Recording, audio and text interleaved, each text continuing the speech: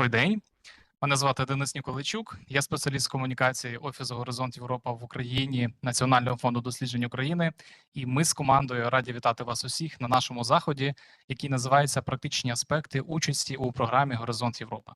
Перш ніж розпочати декілька організаційних питань, як ви знаєте, наш захід двомовний, в нас працює синхронний переклад. Ви отримали гарнітури, я впевнений, ви знаєте, як ними користуватися, але на всякий випадок вмикайте гарнітури, там є два канали A та B, і обирайте відповідну мову, яку ви хочете нас слухати. Для колег, які під'єднуються до нас онлайн, також хочу нагадати, що у нас працює переклад. Для того, щоб обрати мову, будь ласка, в лівому нижньому куточку натискаєте на глобус і обираєте мовленнєвий канал, який ви хочете нас слухати. Отже, колеги, як ви знаєте, наш захід, він навчальний і одночасно він приурочений до першої річниці відкриття і роботи нашого офісу. Сьогодні ми хотіли з вами поділитися результатами цієї роботи, ще раз і ще раз розповісти про можливості програми «Горизонт Європа» для українських учасників і не тільки програми «Горизонт Європа», а інших міжнародних комплементарних програм. І, власне, з цією метою ми сьогодні запросили іноземних спікерів, представників Європейської комісії, міжнародних наукових дослідницьких установ. І також сьогодні хочемо мотивувати вас, розповісти про успішні історії участі у програмі «Горизонт Європа» і, звичайно, провести з вами зі всіма нетворкінг. Отже, колеги, я пропоную розпочинати. І до вітального слова я запрошую представницю Європейської комісії, керівницю відділу РТД-03 «Міжнародне співробітництво Європа та Америка» Кароль МАНСЕЛЬ-БЛАНШАР. Miss Blanchard, good afternoon. Do you hear us? Thank you very much. Yes. Dear distinguished audience, dear colleagues, there's an echo. I hope you can hear me well. Yes, indeed. Okay, it is with great pleasure for me to be with you, even remotely, at the opening of this training event on participating in Horizon Sorry, Europe. but we don't see you. You don't see me? Yes. I'm sorry for that. Normally you should. No.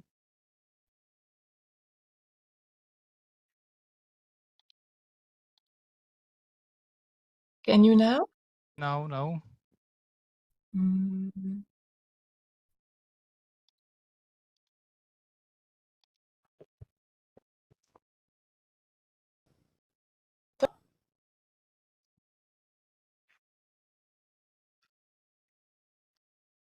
Miss Carol? Yes, I am with Yes. you, just trying to fix this. We don't see you, You don't unfortunately. see me. No. One moment. My camera is working. No, we didn't see you. Can see. Online participants can see you with no problem. Okay. I'm Okay. sorry for that. Let's start, Miss Blanchard. Okay, we made an attempt just before and it worked.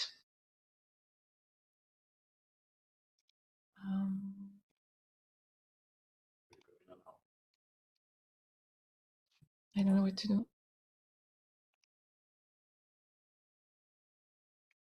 Video stopped. Can you?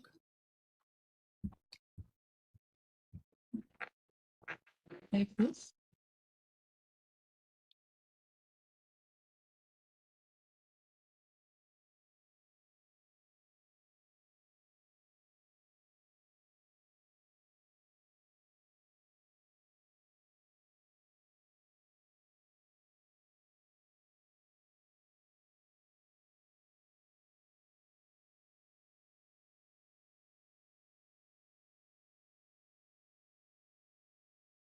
Miss Blanchard, are you with us? Yes, I am. I'm sorry, maybe I should disconnect, let's start. but we would lose time. So Yes. I'm sorry. I will start again. So it's a great pleasure for me to be with you at the opening of this training event on participating in Horizon Europe. As we approach the 1,000-day mark of Russia's full-scale invasion, you continue to face unprecedented challenges. And allow me to express once again, on behalf of the European Commission, our unwavering solidarity with Ukraine, and to stress that our solidarity extends to all corners of the Ukrainian society, including its researchers and innovators. In proportion to these challenges, Ukrainian researchers and innovators have displayed an impressive resilience. And when we talk about Ukrainian research and innovation, we often speak of the potential it holds, both in Europe and globally. We are aware of the challenges that threaten to undermine its potential, and notably that funding for research and innovation is no longer available due to the war efforts.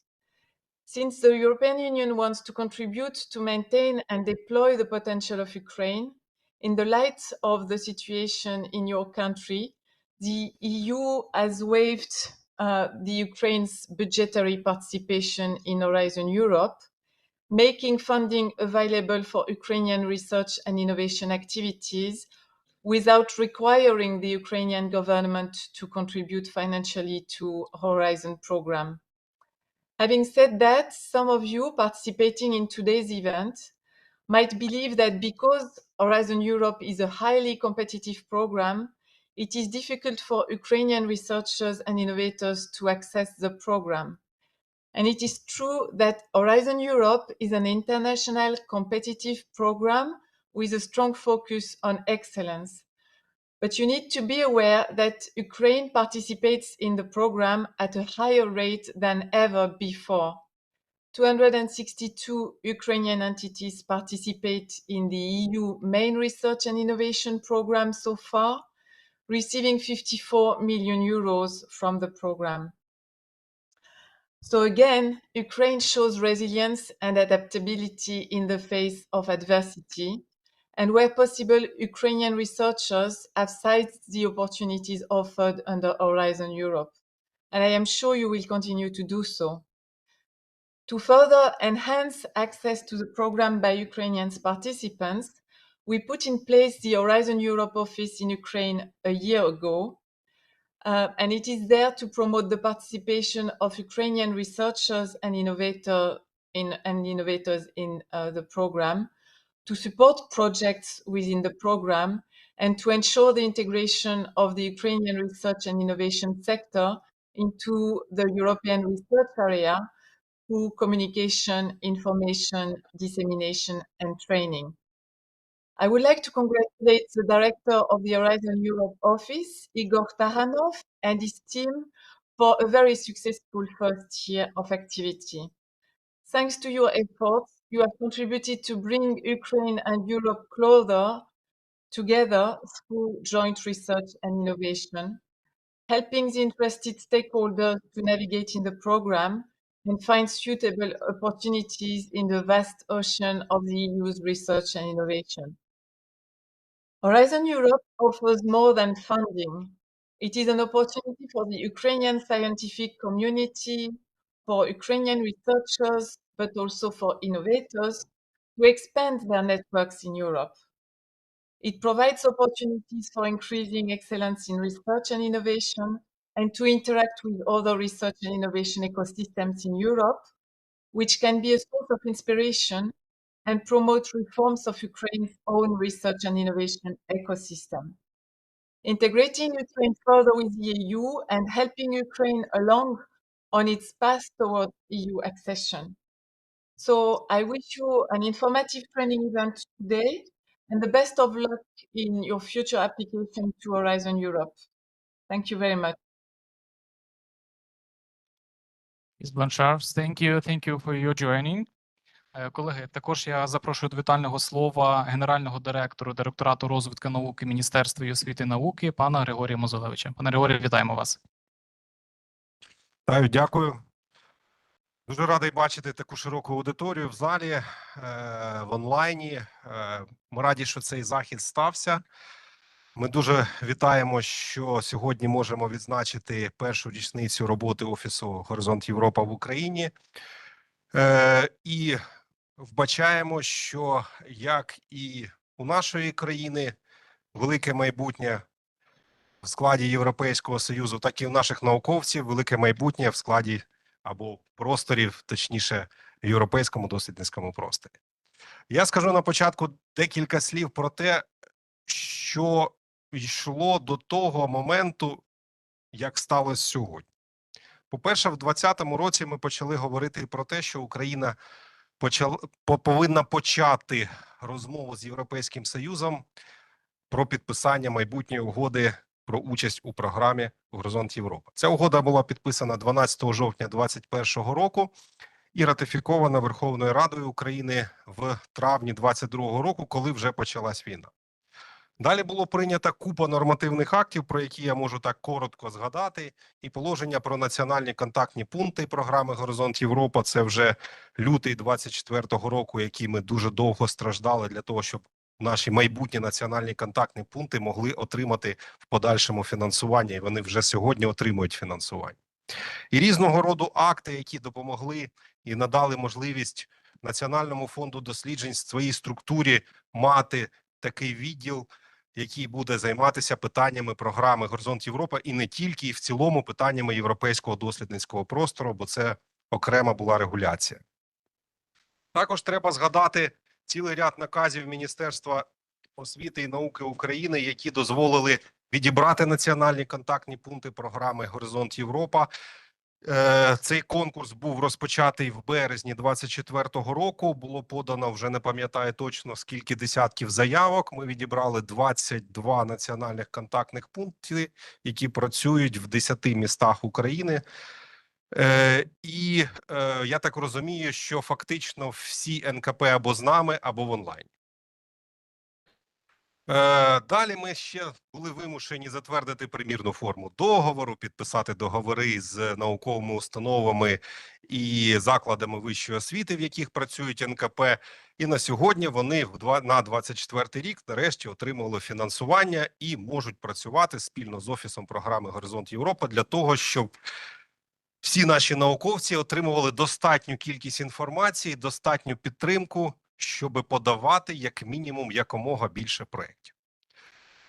Тож, ще якщо згадати про те, що були оновлені представники в програмі Горизонт Європа на початку цього року, і ми також спільно з фондом і з Офісом проводили цей захід, то фактично можна визнати, що вся інфраструктура необхідна для підтримки участі України в програмі Горизонт Європа створена. Що ми очікуємо далі? Далі ми очікуємо, що ми будемо виконувати, подавати більше проєктів, будемо отримувати більше наукових результатів. Наші науковці будуть крок за кроком ставати ближче до будь-якого посереднього або середнього європейського науковця, мати плюс-мінус ті ж самі знання, можливості, фінансові спроможності і таке інше. Тож цей захід є одним з таких заходів, який допоможе нам на цьому шляху. Всім нам бажаю гарного заходу, нових знань, нових успіхів. Ну і до кінця 2024 року ми спільно з європейськими колегами очікуємо, що загальний бюджет українських проєктів, або точніше українських організацій в усіх проєктах сягне десь близько 60 мільйонів євро. Ну і ця сума буде щороку зростати. Дякую. Дякуємо, пане Григорія. Колеги, до нас також під'єднався голова Національного фонду досліджень України Станіслав Йосипович Вільчинський. Пане Станіславе, вітаємо вас. Чи чуєте ви нас?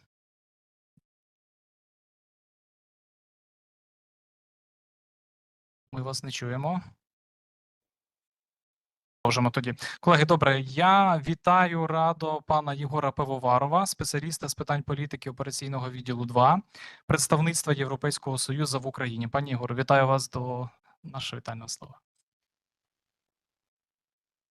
Distinguished Mr. Director General Mozolevich, Madam Head of Unit MANSELЬ-БЛАНШАR, dear Mr. Wilczynski, Ms. Polotska, dear Ігор ТАРАНОВ, dear guests, ladies and gentlemen.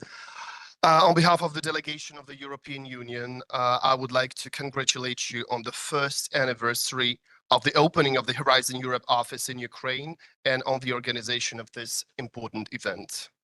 Today you will hear a lot from our speakers and a considerable amount of statistics and concrete examples on how Ukraine participates in the Horizon Europe program, and you will hear about the experience and also success stories of those scientists and researchers who have become a part of it. For my part, I would like to tell you why, in my opinion, further deepening of active participation in this program is a guarantee not only of maintaining the proper level of science and research, but also an important part of Ukraine's comprehensive and irreversible path through its European integration. The Russian armed aggression against our country has changed not only the lives of every Ukrainian, but also completely reformatted the global and European security infrastructure. The third year of the war and the incredible challenges Ukraine has faced have clearly outlined who exactly is its reliable partner and friend. Among them, the European Union is the first and foremost, as it is Ukraine's largest financial, political, and economic ally. And together with other states, continues to strengthen Ukraine from the inside and outside to bring the victory closer and as soon as possible. Among the many war-related challenges that EU is helping, battling, but resilient Ukraine to overcome, supporting its scientific and research potential is seen as an important European investment for its prosperous and modern European future. This unprovoked Russian war has also changed the role of advanced innovative technology startups and applied researchers, even to achieve an advantage on the battlefield. As Ukrainian innovators are clearly demonstrating as these very days with their ingenuity. Throughout the civilized world, science and research are progressively becoming a guarantee not only of a country's economic viability, but also one of the foundations for ensuring its national security in this difficult and turbulent geopolitical period. By including Ukraine in one of its largest programs, the Horizon Europe, and in the Euratom program as well, on a special preferential conditions, the EU recognizes its high scientific potential and future role in the pan-European research area. Significant financial resources are allocated by the European Commission to provide practical support to Ukrainian talented researchers and scientists who will move their country up to the better scientific comprehension and integration into the world progressive science.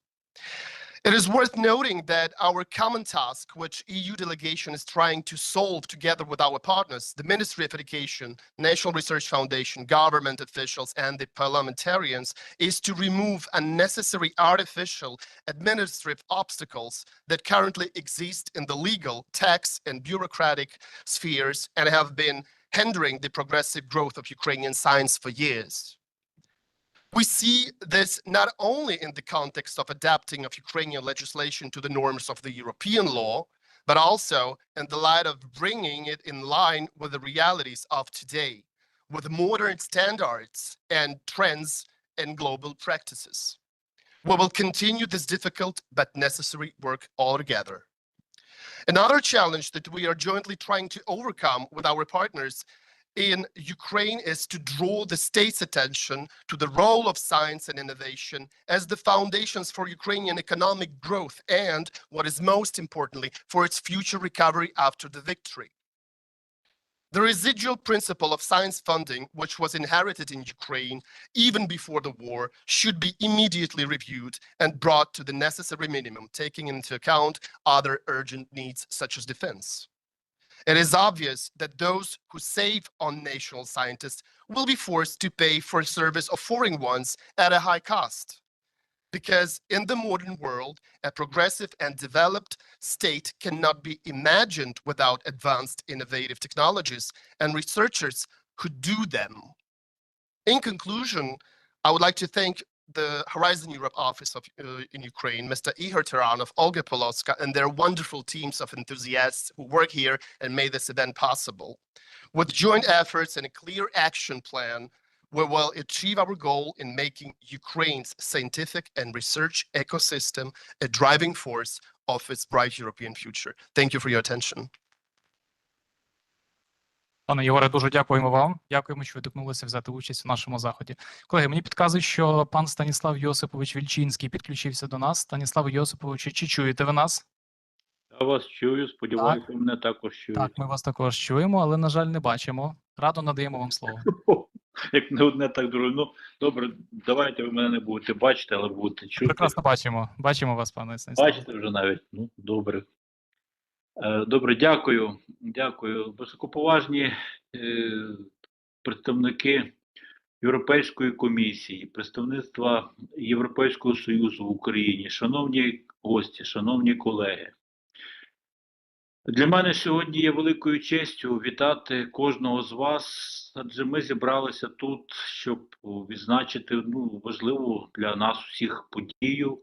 Це першу річницю роботи Офісу Горизонт Європа в Україні. І що цей офіс діє на базі Національного фонду досліджень України.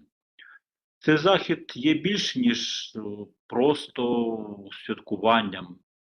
Його проведення є визнанням того, що, можливо,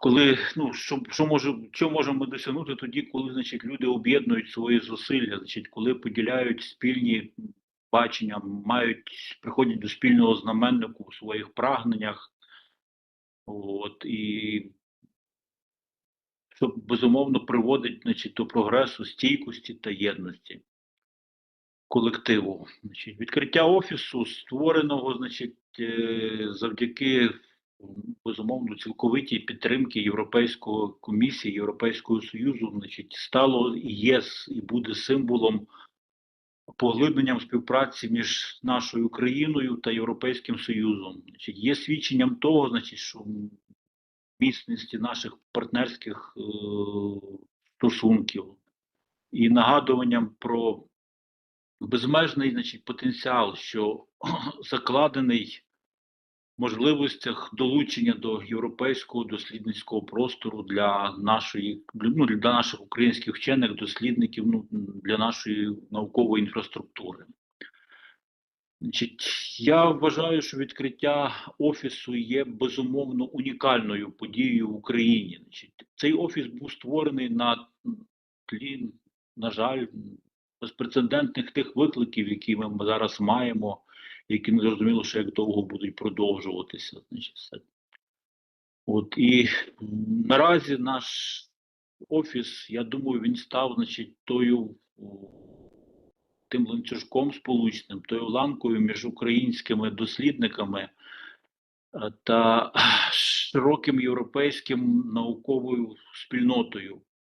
І відкриває дуже багато нових можливостей, значить, до досягнення ресурсів, знань та співпраці, значить, що будуть збагачувати всіх нас, всю нашу українську спільноту. І, безумовно, це було б неможливим без постійного та широкомасштабної підтримки, значить, чіткого стратегічного бачення та готовності, значить, до співпраці з боку наших європейських партнерів, за що ми їм щиро вдячні. Завдяки цьому ми нагадуємо і собі, значить, чому ми можемо, що ми можемо досягнути, значить, разом, коли об'єднуємо наші зусилля, ресурси та спільні амбіції заради майбутнього і сьогодення України. За перший рік своєї роботи Офіс досягнув справді значних результатів. Від початку свого функціонування, свого існування, значить, Офіс відіграє важливу роль у наданні рекомендацій та підтримці наших дослідників і інноваторів, які опановують нові для себе можливості рамкових програм Європейського Союзу, значить, з досліджень та інновацій, Горизонт Європа. Значить, значення діяльності Офісу виходить, знов-таки, на мій погляд, далеко за межі створення та допомоги в створенні заявок, ну, за межі статистики та цифр. Участь України в програмі зорієнтована на поглиблення інтеграції нашої країни до європейського дослідницького простору. І це якби є, мабуть, ну, найбільш важливим аспектом діяльності Офісу. От, я дуже сподіваюся, що завдяки участі, значить, в програмі Україна, значить, не лише отримує доступ до ресурсів і знань, а й робить необхідні внески у розвиток європейського суспільства, європейської спільноти. Варто також пам'ятати, що участь у подібного роду заходах є дуже хорошою нагодою визначити надзвичайно високий потенціал та незламний дух українських дослідників. Їх стійкість перед перед обличчями величезних викликів є натхненням для всіх нас. Щодня українські науковці та винахідники демонструють в світовій спільноті, значить, що означає бути сильним. І що означає творити, значить, та проводити дослідження, значить, у таких умовах, які зараз є. Ці люди, наші дослідники, які невтомно працюють, часто, особливо на сході нашої країни, часто в надзвичайно складних, критичних умовах, значить, продовжують працювати, значить, щоб не тільки розвивати межі наукових знань, значить, але й розробляти рішення, значить, в нагальних проблемах сьогодення. Відтак, сьогоднішня річниця є нагадуванням про те, що, значить, попри всі виклики, які можуть постати перед людством, жодне з них не можуть зрівнятися з нашою колективною волею до подолання цих викликів. Відзначаючи досягнення минулого року, ми також з нетерпінням будемо чекати на те, що чекає всіх нас попереду. Ми маємо сподівання на покращення ситуації, на перемогу. Я бажаю всім нам, і Офісу, і всім нашим науковцям всього доброго, плідної співпраці, тільки в найближчому році, але в майбутньому. І будемо сподіватися, що, знаєте, як кажуть в нас в професійному середовищі, фізиків, математиків, хай всі інтеграли зійдуться і хай всі суми збіжаться, щоб все було добре. Україна переможе. Дякую. Пане Станіславе, дуже дякуємо вам. Дякуємо, що приєдналися, за вітання, за теплі слова. Дякуємо вам. Колеги, я також радо запрошую до слова, можна сказати, ідейну натхненницю створення нашого офісу, виконавчу директорку Національного фонду досліджень України Ольгу Олександрівну Полицьку. Пані Оглю, вітаємо вас.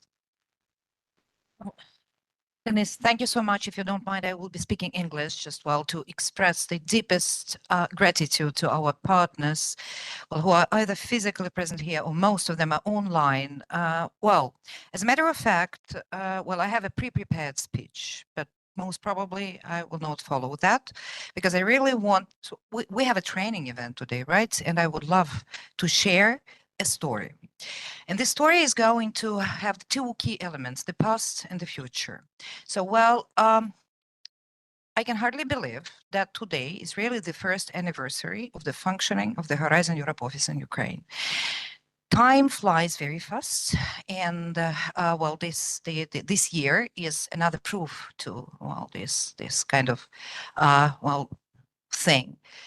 Well, I remember very well, the days that preceded the amazing news declared by Commissioner Ivanova that Horizon Europe Office is going to be launched with the National Research Foundation of Ukraine.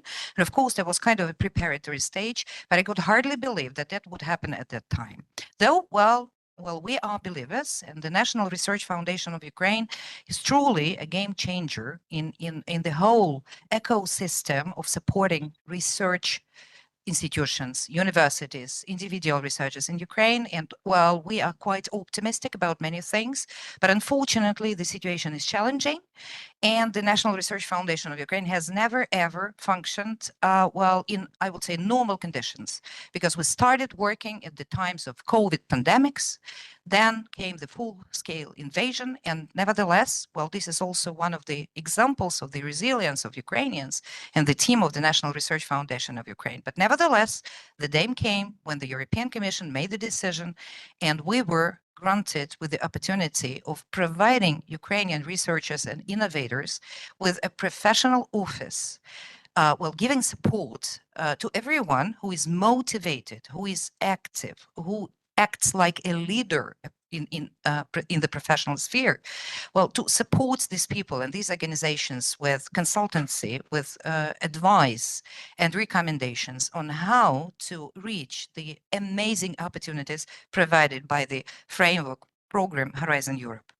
So, well, the program is very competitive, as has already been mentioned, and there are many things that are quite new to Ukraine, and that came a kind of a revelation to our research community, that managing such programs and applying for such programs is actually a very, I would say, hardcore, very complicated professional activity, and that requires a lot of professional support, and that support is supposed to be sustainable, continuous.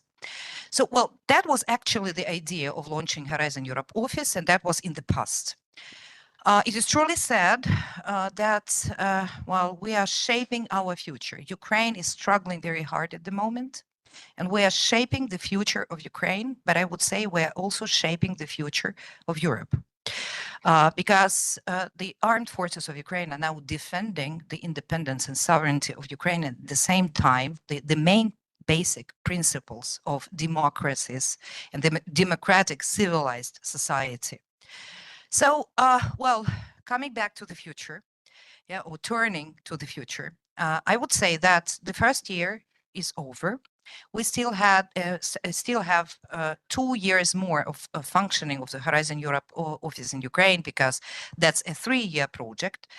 And hopefully we will turn to our colleagues in the European Commission for prolongation of the functioning of the office, because it seems to me that even what has already been mentioned today, and all the speakers who are going to take part in today's event will give you enough evidence of the fact that the office started functioning quite effectively, moving very fast. We are immensely proud that we have 14 motivated, professional, intelligent, and creative people working for Horizon Europe office in Ukraine, that is part of the National Research Foundation of Ukraine.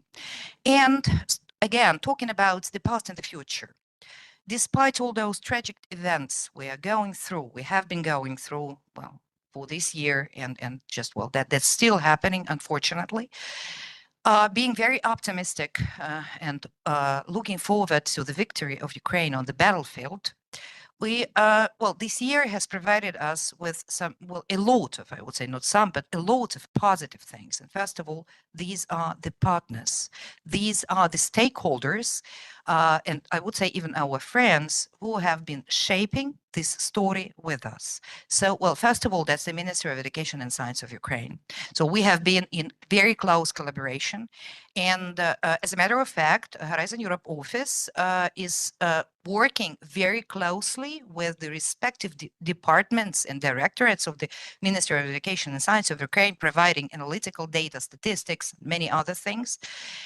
So well, under this this collaboration and cooperation, new ideas are born, and hopefully Office is going to influence many of the things in the future. Then, of course, that's the the European Commission. That is actually it's not just our partners, I would say. These are the people who believed in us, who trusted us, and the people who sent us a very clear sign of this support and made launching of Horizon Europe Office possible.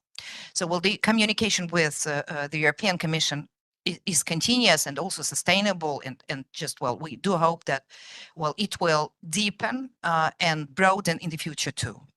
And of course, this is the EU delegation and all other partners who are present here physically. By the way, when choosing and looking for the location for this event, one of the most important requirements was the safety reason. So this is part of our reality. You understand that just since we take care of our guests, of everyone who is present here physically, the location was chosen in such a way that that could be both a location for the meeting and bomb shelter. That's really hard to understand that sometimes. We are Ukrainians, and we're used to this type of reality. But this is also a sign of our resilience and I would say creativity. So hopefully we will shape the future all together. And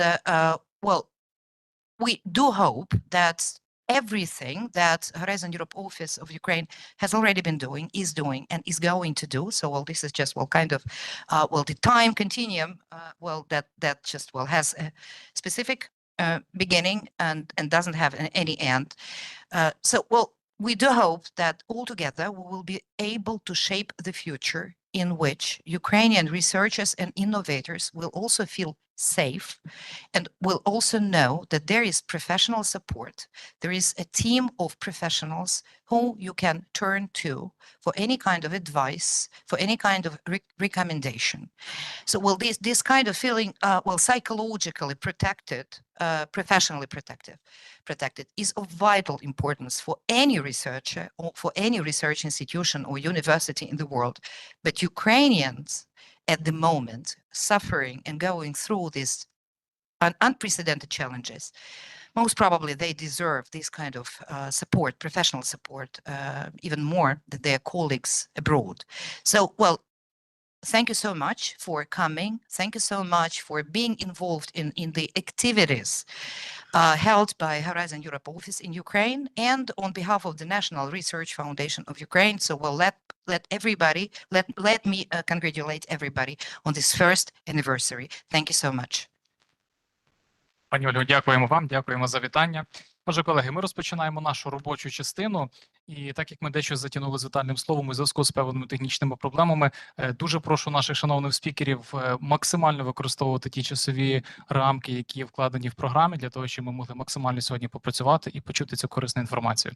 Отже, колеги, Офіс Горизонт Європа в Україні. Рік роботи для українських учасників. Радо запрошую нашого безпосереднього керівника Ігоря Михайловича ТАРАНОВа. Пане Ігоре, вітаємо вас. Вітаю, шановні пані та панове. Надзвичайно приємно сьогодні бути разом з вами і поділитися тими незначними скромними здобутками, яких ми досягли. Звичайно, я подякую всім нашим партнерам, але це зроблю згодом, тому що список тих, кому потрібно подякувати, він надзвичайно довгий, тому що усі намагалися докласти максимум зусиль до того, щоб ми були сьогодні тут, щоб ми працювали для України. Отже, рівно рік тому, 17 жовтня, ми розпочали свою роботу із перших 6 працівників, які працювали в Офісі Горизонт Європа. Коли ми появилися, то ходила така легенда, що у нашому лісі з'явився новий звір, і ніхто не знає, як тим звіром можна спілкуватися, що треба зробити, щоб його переручити. Насправді ми достатньо відкриті для того, щоб працювати з вами, працювати для вас. І уже коли ми дочекалися цього моменту офіційного відкриття, це було 20 грудня 2023 року, спільно з єврокомісаркою пані Іліаною Івановою, з високопосадовцями, з представниками нашого уряду, нам вдалося відповідно відкрити наш офіс. Це було 20 грудня 2023 року, і ми є проєктом Європейської комісії. Якщо ви знаєте, проєкт наш має тривалість 36 місяців. Він розпочався у вересні минулого року і триватиме відповідно 3 роки, як це було зазначено і вище. На жаль, я бачу, презентація не рухається, але ми будемо з вами далі спілкуватися. Чому? Тому що основна мета діяльності нашого офісу – це вивести участь українців на більш новий, якісніший рівень, коли їхні досягнення будуть тішити усіх нас. І відповідно, коли ми говоримо про брак фінансових ресурсів для проведення наукової, дослідницької, інноваційної діяльності, знайти нові джерела, нові інструменти підтримки з боку Європейської комісії – це ті можливості, яких нас ніхто не позбавляв, не дивлячись на те, що ми справді маємо таку привілегію від Європейської комісії не сплачувати внески за участь у цій програмі, проте брати участь у всіх конкурсах на тих самих засадах, як і усі країни-члени. І асоційовані країни також разом з нами. Що я хочу вам ще сказати? Будь ласка, технічно перемкніть слайд наступний, тому що він не перемикається цим поінтером чомусь. Ми маємо ряд завдань, і основна наша цільова аудиторія – це національні контактні пункти. Ключові наші завдання саме полягають у тому, що ми працюємо в першу чергу із національними контактними пунктами, із мережею національних контактних пунктів, із тими, хто творить для вас середовище для успішної подачі заявки. Відповідно, ми маємо і ряд інших дуже важливих завдань, серед них ті завдання, які полягають у забезпеченні аналітичними, статистичними даними, дорадством, як правильно брати участь у програмі «Горизонт Європа», консультуванням, як правильно робити проєктні пропозиції, як можна працювати разом з центральними органами виконавчої влади в Україні для того, щоб надавати їм рекомендації для правильного прийняття управлінських рішень та створення документів державної політики. І відповідно ми маємо певні наступні очікування, що відбудеться після того, коли ми виконаємо ці основні завдання. Чого ми з вами очікуємо разом? Це насамперед те, що українці зможуть краще бути представлені в програмі «Горизонт Європа». Відповідно, українці повинні розраховувати на більшу кількість фінансування, які будуть нам надані в рамках програми «Горизонт Європа». Ну і ще те, що ми у кінцевому підсумку можемо досягнути разом з вами. Наша спільнота інноваційна, дослідницька, наукова буде мати кращі знання про програму «Горизонт Європа». Можете перемкнути ще 2 слайди, тому що вони зависли. Як бачите, ми добре орієнтуємося в наших матеріалах. Ось наша цільова аудиторія. Це те, що ви повинні чітко знати. На першому місці це справді наші національні контактні пункти. Ми надзвичайно раді, що у нас сформована мережа національних контактних пунктів. Ми намагаємося всіляко згуртувати вашу діяльність і маємо такі обов'язки, як координаційний центр, скоординувати її так, щоб це було для користі нашого суспільства. Ось, наприклад, живий приклад сьогоднішнього дня. Вранці ми всі, багато тут присутніх, брали участь у заході, який організовувала НКП Поліського університету по кластеру 6-му. А вже зараз ми тут з вами працюємо із практичними аспектами участі в програмі «Горизонт Європа». Окрім того, що ми чітко працюємо із національними контактними пунктами, так, звісно, з представниками програмних комітетів ми теж співпрацюємо, але ми працюємо із усіма потенційними учасниками і аплікантами програми «Горизонт Європа», всіх тих, хто має намір взяти участь у конкурсі, всіх тих, хто думає чи і вагається, чи брати участь у конкурсах, чи не брати участь у конкурсах. Ну і, безперечно, це заклади вищої освіти, у першу чергу, це наукові установи, це центральні органи виконавчої влади, звичайно, Європейська комісія, малі та середні підприємства.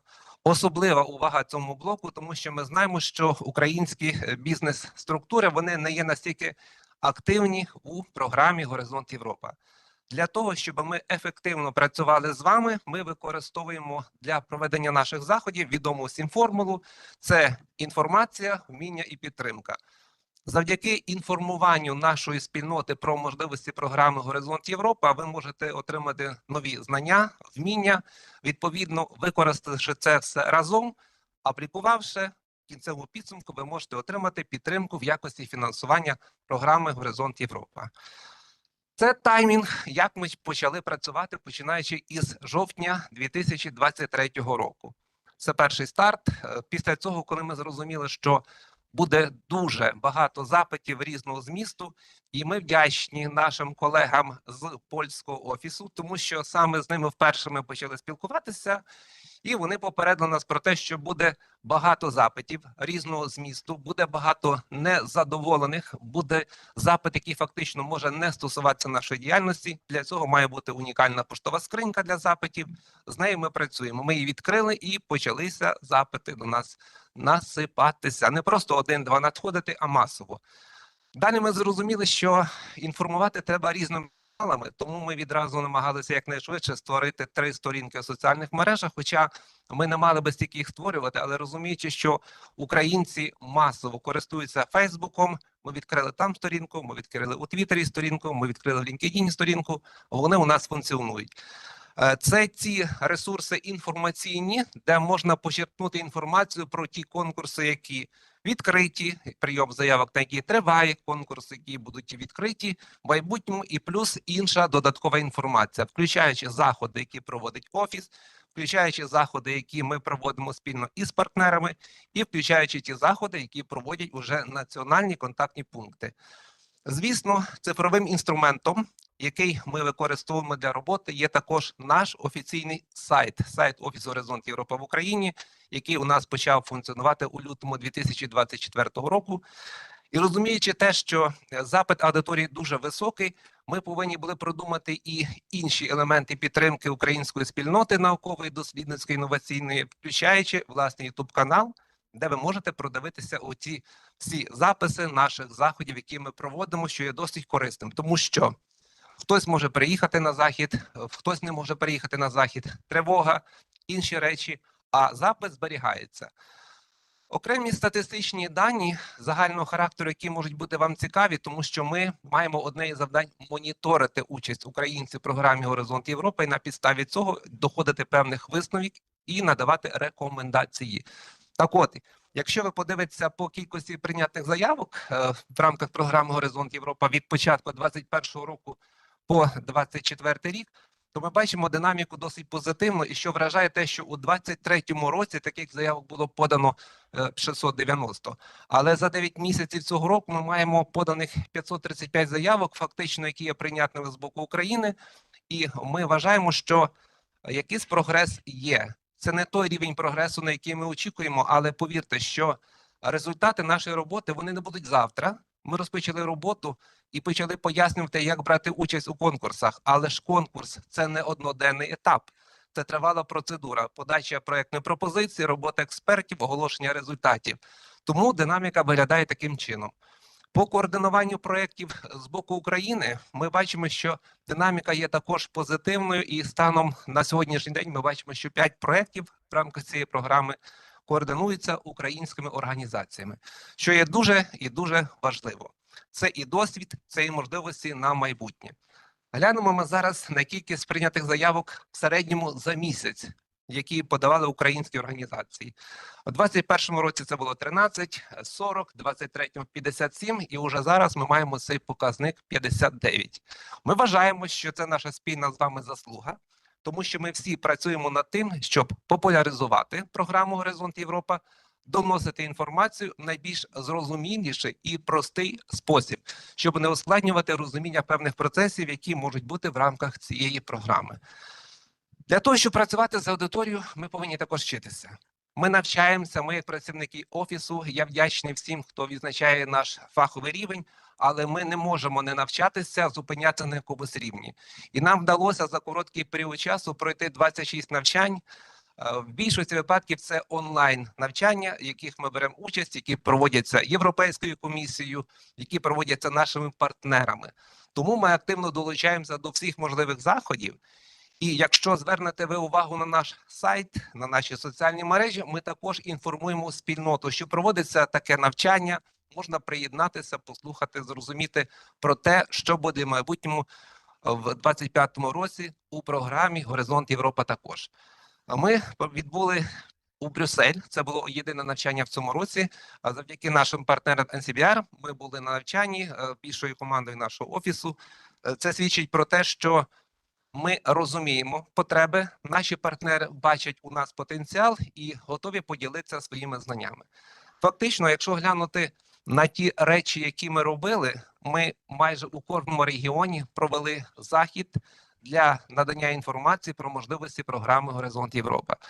Ми були у Харкові, ми були у Львові, ми були в Міністерстві охорони здоров'я. До речі, це дуже цікавий прецедент, тому що перше міністерство, яке зробило запит з інших ЦОВів до нас на проведення спеціального заходу для них, було саме Міністерство охорони здоров'я, і ми це зробили. Нам було приємно, тому що були представники і Національної академії медичних наук, університетів з сфери підпорядкування Міністерства охорони здоров'я, наукових установ, а також громадських організацій. Далі ви бачите, що ми відбули в Івано-Франківську. Зверніть, будь ласка, увагу на цю прекрасну залу. Її вже немає, цієї зали, тому що російська ракета зруйнувала цю залу. Ми відбули у місто Луцьк. Ми проводили День науки у Києві, і це вперше ми проводимо навчальний захід тут, у Києві, тому що попередні всі заходи, вони були за межами міста Києва для нашої аудиторії, яка теж чекає на наші візити. Хмельницький, перед вами Одеса, тут ми ще в Ужгороді також проводили ці заходи. Це титанічна робота, тому що провести захід, організувати його, знайти спікерів відповідних, дати знання, відбути сесію питання і відповіді – це дуже непросто, тому що відповідь має бути конкретна, фахова і зрозуміла, щоб не провокувати на додаткові запити, бо це наша з вами додаткова робота. Відповідно, перед вами статистика про те, як ми брали участь у заходах у 2023 році і у 2024 році. Ви можете повернутися сюди до екрану, тому що тут видно, що в 2023 році ми фактично провели один захід, це відкриття нашого офісу у режимі офлайн. Всі інші заходи – це були заходи партнерські, на які нас почали запрошувати. Це означає, що просто про нас дізналися. А якщо ви глянете статистику 2024 року і порівняєте показники, то фактично ми маємо майже в 8 разів більше заходів в онлайн-форматі у цьому році, а маємо ми майже в 3 рази більше заходів в офлайн-форматі. Знову ж таки, це ті заходи, які ми самі проводимо і у партнерстві з нашими друзями, партнерами, організаціями, як ми працюємо. Ця діаграма, вона, напевно, буде говорити про вражаючі навантаження. Подивіться, будь ласка, скільки заходів на місяць проводить офіс або в яких він бере участь. Максимальну цифру ми маємо – це 14 заходів. Це якщо порахувати на кількість робочих днів.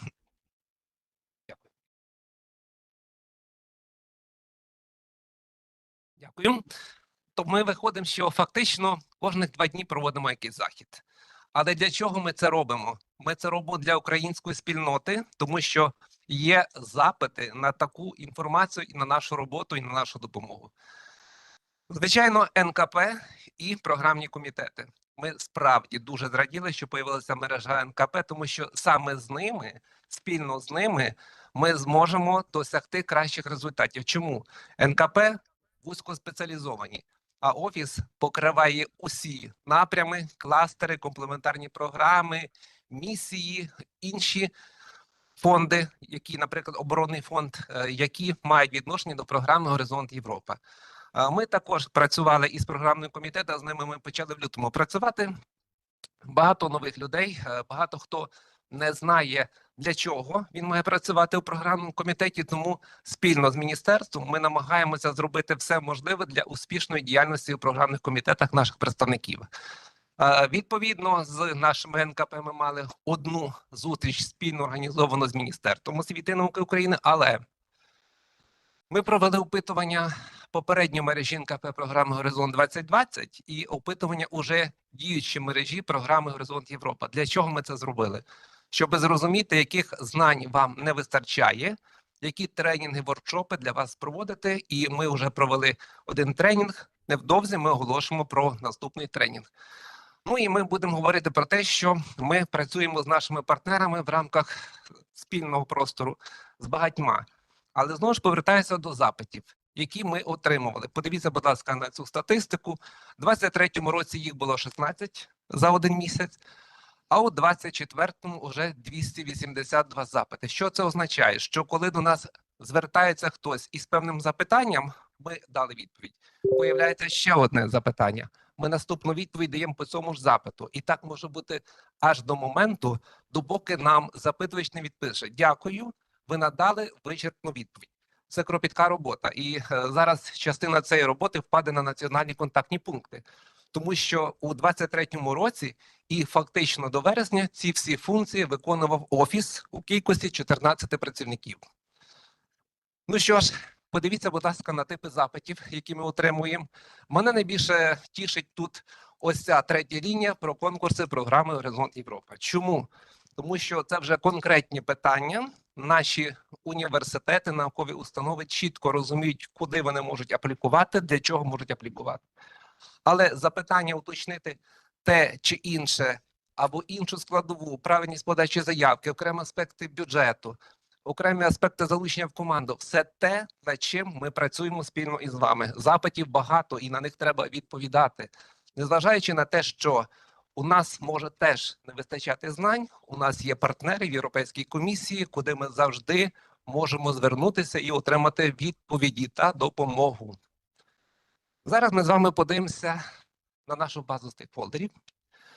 Фактично у нас сьогодні 1735 записів, але прошу звернути увагу на країни, позначені прапорцями. Це наші партнери, партнерські офіси в рамках програми Горизонт Європа, польський офіс, естонський офіс, грузинський офіс, молдовський офіс і наші інші партнери, які тут зображені лого. Прошу подивитися, ми працюємо з національним координатором КОСТ, з національним Erasmus Plus офісом, ми працюємо з EIT-хабом, ми працюємо також із координатором програми Eureka. Це дуже і дуже важливо. І ще тут немає одного логотипу, тому що ми ще працюємо з European Defense Innovation Office, який нещодавно також був відкритий у Києві.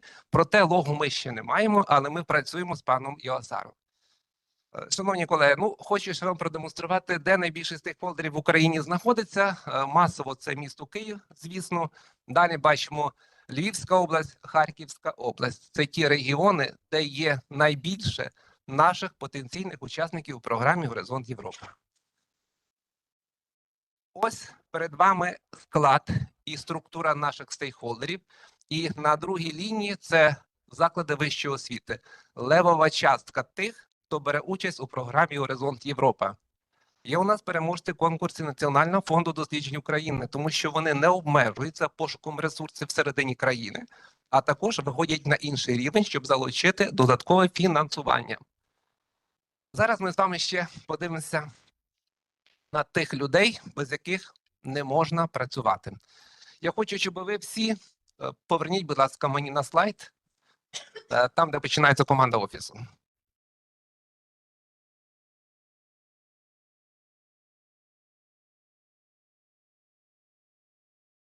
Дякую, пане Григорію. Отже, ви будете їх прокручувати, я просто буду говорити наступний слайд.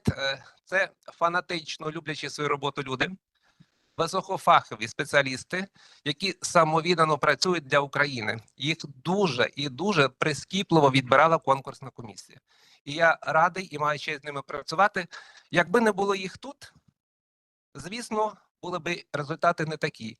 Якби не було Нацфонду досліджень, який доклав титанічні зусилля, аплікуючи на грант Європейської комісії, не було б Офісу в Україні.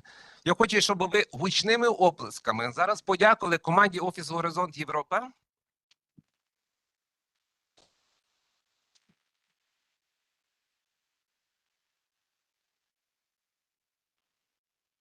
А ще більш гучними оплесками Національному фонду досліджень за цю роботу, яку вони проробили, щоб ми тут були сьогодні з вами.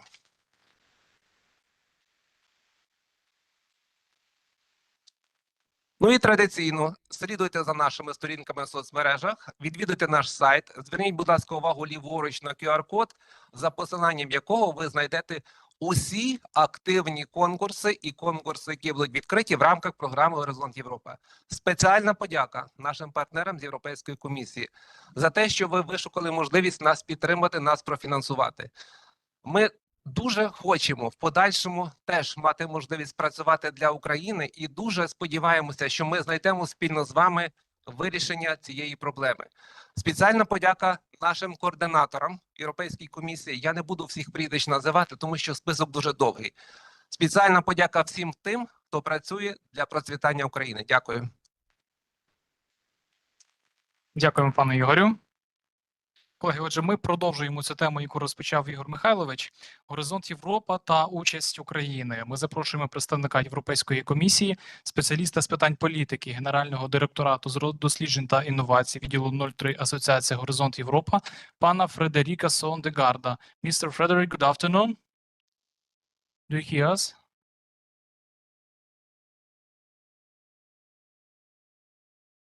Hello, everyone. There's an echo again. Afternoon. Good. The floor is yours. Thank you. Yes. Hello. Good day. My name is Frederick SONDERGAARD. I am the policy officer working on Ukraine at the European Commission, and I would like to give you a presentation on Horizon Europe and give you an overview on what we offer. Let's start out with an overview of the program here. For today, I would like you to focus on the specific program implementing Horizon Europe and the EIT.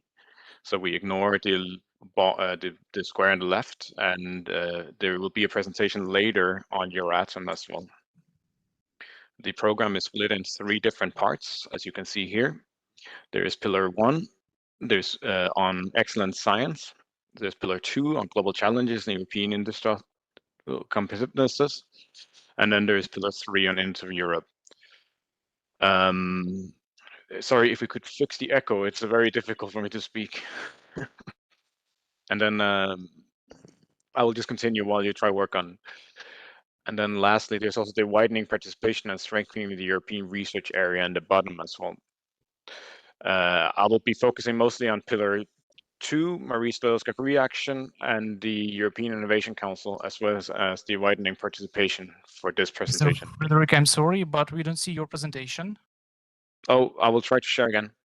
Yes, please.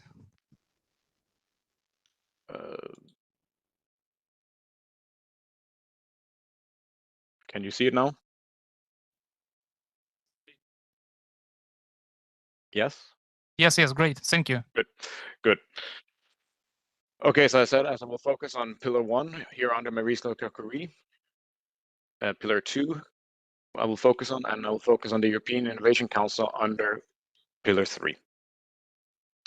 To give you an overview of the budget allocations under the program, Horizon Europe has a budget of 95.5 billion euros, which makes it the largest research innovation program in the world. And you can see here how the budget is split over the program. The largest part of the budget goes to Pillar 2, which is global challenges and European competitiveness, followed by excellent science and innovative Europe. A few notes on how Ukraine participates in Horizon Europe. Ukraine is what we call an associated country, which is the closest form of cooperation that a third country can have with Horizon Europe. This means that Ukrainian entities participate on par with entities from member states.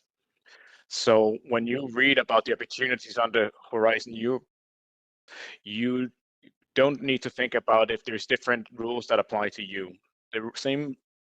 In general, the same rules apply to you as it would for member states. And we're also expanding our program globally. So we have recently welcomed New Zealand and Canada to the program, and we will soon also welcome South Korea, which are all partners that you can work together with under Horizon Europe. Okay, let's go into the details of the program, starting with Pillar 2, which I said before represents by far the largest part of the program, with 53.5 billion euros. And the pillar aims to address key challenges such as climate change, digital transformation, public health, green energy, etc. This pillar is top-down programmed, meaning that research funded under its pillar is expected to deliver on certain predefined expected outcomes. It is, of course, also competitive, meaning only the most excellent proposals receive funding under the pillar. And it consists of these thematic groupings, which we refer to as clusters, made up of groupings of research innovation activities to maximize integrations and synergies. They're good to kind of familiarize yourself with when you're trying to identify funding. Let's go a bit more into detail what these clusters actually contain. Here you see a budget split across the different clusters. Let's begin with the first cluster here. Cluster 1 is our health cluster, which aims at improving and protecting the health and well-being of citizens of all ages by generating new knowledge and developing innovative solutions, as well as integrating where relevant a gender perspective to prevent, diagnose, monitor, and treat and cure diseases. It further aims to include developing health technologies and mitigating health risk, protecting populations, promoting good health and well-being in general. And finally, the cluster also aims to make public health system more cost-effective, equitable, sustainable, and prevent and tackle poverty-related diseases. As you see, it has a budget of 8.2 billion euros. I will be a bit quicker now. Cluster 2 is the cluster for culture, creativity, and inclusive societies. This cluster aims to strengthen democratic values, including rule of law, fundamental rights, safeguarding our cultural heritage, and promoting social economic transformations, which I think is very relevant for Ukraine these days. Cluster 3 is the civil security for society cluster. This cluster responds to the challenges arising from persistent security threats, which are of civil nature, but also includes cybercrime, natural disasters, and man-made disasters. Cluster 4 is a very wide and big cluster and also has the biggest amount of budget allocated under Pillar 2. It is the digital industry and space cluster. It aims at positioning Europe towards shaping competitive and trusted technologies for European industry with global leadership in key areas to enable production and consumption to respect the boundaries of our planet, and maximizing the benefit for all parts of society in the variety of social, economic, and territorial contexts in Europe. So it's a very broad cluster, in other words. So they focus on issues such as low carbon technology, circular industry, sustainable supply chains, and raw materials. Then we have cluster 5, climate, energy, mobility, and it deals with anything that has related with climate change. Aims at better fighting climate change by better understanding its causes, evolutions, risks, impacts, and opportunities, and by making energy and transport sector more climate and environmentally friendly. And then lastly, we have cluster 6, which is the food, bioeconomy, natural resources, agriculture, and environment cluster, which deals with exactly these issues, reducing environmental degradation, halting, reversing the decline of biodiversity on land, inland waterways, and sea, and better managing natural resources. And then lastly, there's in the bottom a smaller part of the cluster 2, which is the JRC, which stands for the Joint Research Center. They do research to better enhance public policy, which you can also participate in. That's Pillar 2 for you. Let's move on to Pillar 1. As I said, I will only be dealing with Marie Skłodowska-Curie actions here now. There will later be a presentation on the European Research Council. And in general, Pillar 1 deals with excellent science aimed at promoting the EU's scientific competitiveness through different means. Here we have a slide giving you an overview of the Marie Skłodowska-Curie actions. There's 5 of them, plus a special support action for Ukraine. Let's take them one at a time. We have the doctoral networks, which implements doctoral programs by partnerships of organizations from different sectors. It can include university, research institutions, research infrastructure, businesses, and SMEs, and open to any international consortium. Then we have the postdoctoral fellowship, which you need to submit together with a host organization. It covers all disciplines and can be applied by researchers with a PhD degree, but maximum 8 years of experience in research. Must cover living allowances, mobility, special needs, and so on. And funding is also provided for research training and networking activities, and as well as management and indirect costs. For these two first actions, you would need to consult the Euraccess database to be able to apply for them. Down in the corner, you can see Euraccess spelled out, but I think we can share this PowerPoint as well so you can have the link. Third action is the staff exchanges. These are short-term international and intersectoral exchanges of staff involved in research. This can be PhD candidates and postdoctorals, but it can also be administrative and technical or even managerial staff involved in R&I.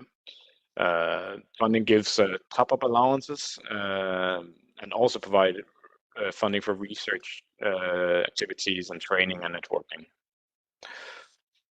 Then we have co-fund, which aims to spread the best practices of the Marie Curie actions by promoting high standards and excellent working conditions.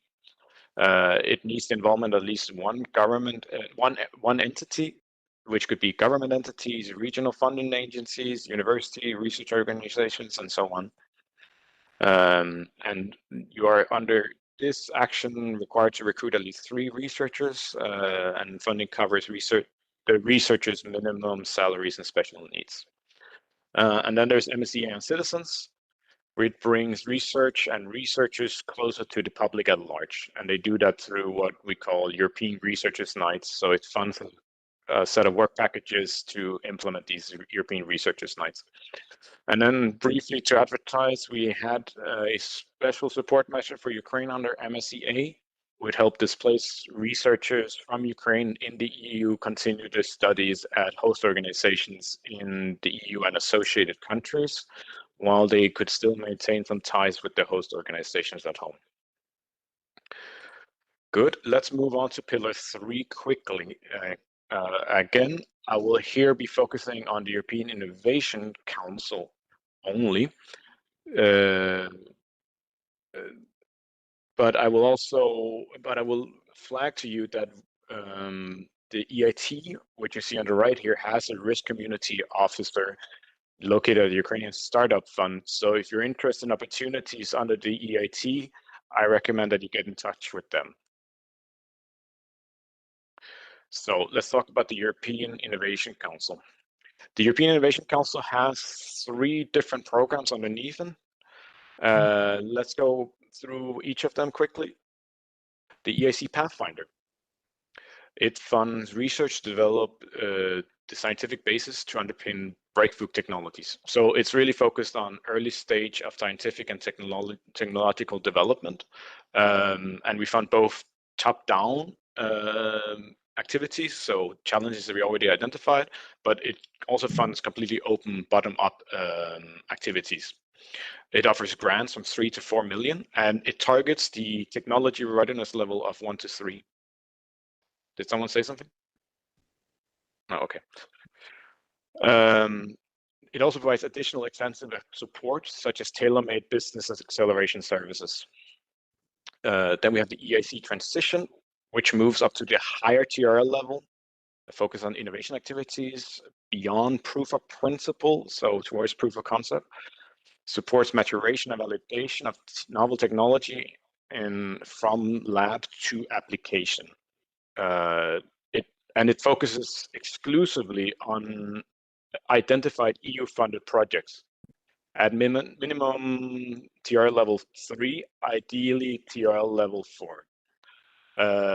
So results include to be funded in this under this program must have been generated either in the EIC Pathfinder or in Horizon Europe or Horizon 2020 or even the European Defence Fund. And offer grants to achieve higher TRL level and develop business and market readiness. And again, it also offers extensive support such as tailor-made business acceleration services. And it's open to any thematic area. And then we have EIC Accelerator. Again, we move higher up in TRL level. This is for startup and SMEs with an innovative project to help them create new markets and to disrupt existing ones. So this is really expanding into new markets. It provides both grants but uniquely also direct investments for market deployment, so actually equity. And it is both bottom-up and top-down as well. And it also includes the additional extensive support, such as tailor-made business acceleration services. And then lastly, also flag another dedicated support measure, Seeds of Bravery. It's our 20 million support action for Ukrainian deep tech startups, which aims to provide a much needed lifeline to Ukrainian startups to help them grow and integrate better with the European innovation ecosystem and also the European market. So if you're interested in this, you can visit their website. And then the last part of the program is the widening participation and strengthening the European research area. There's a lot of information on the slide. I think for you today, what you would like to focus on is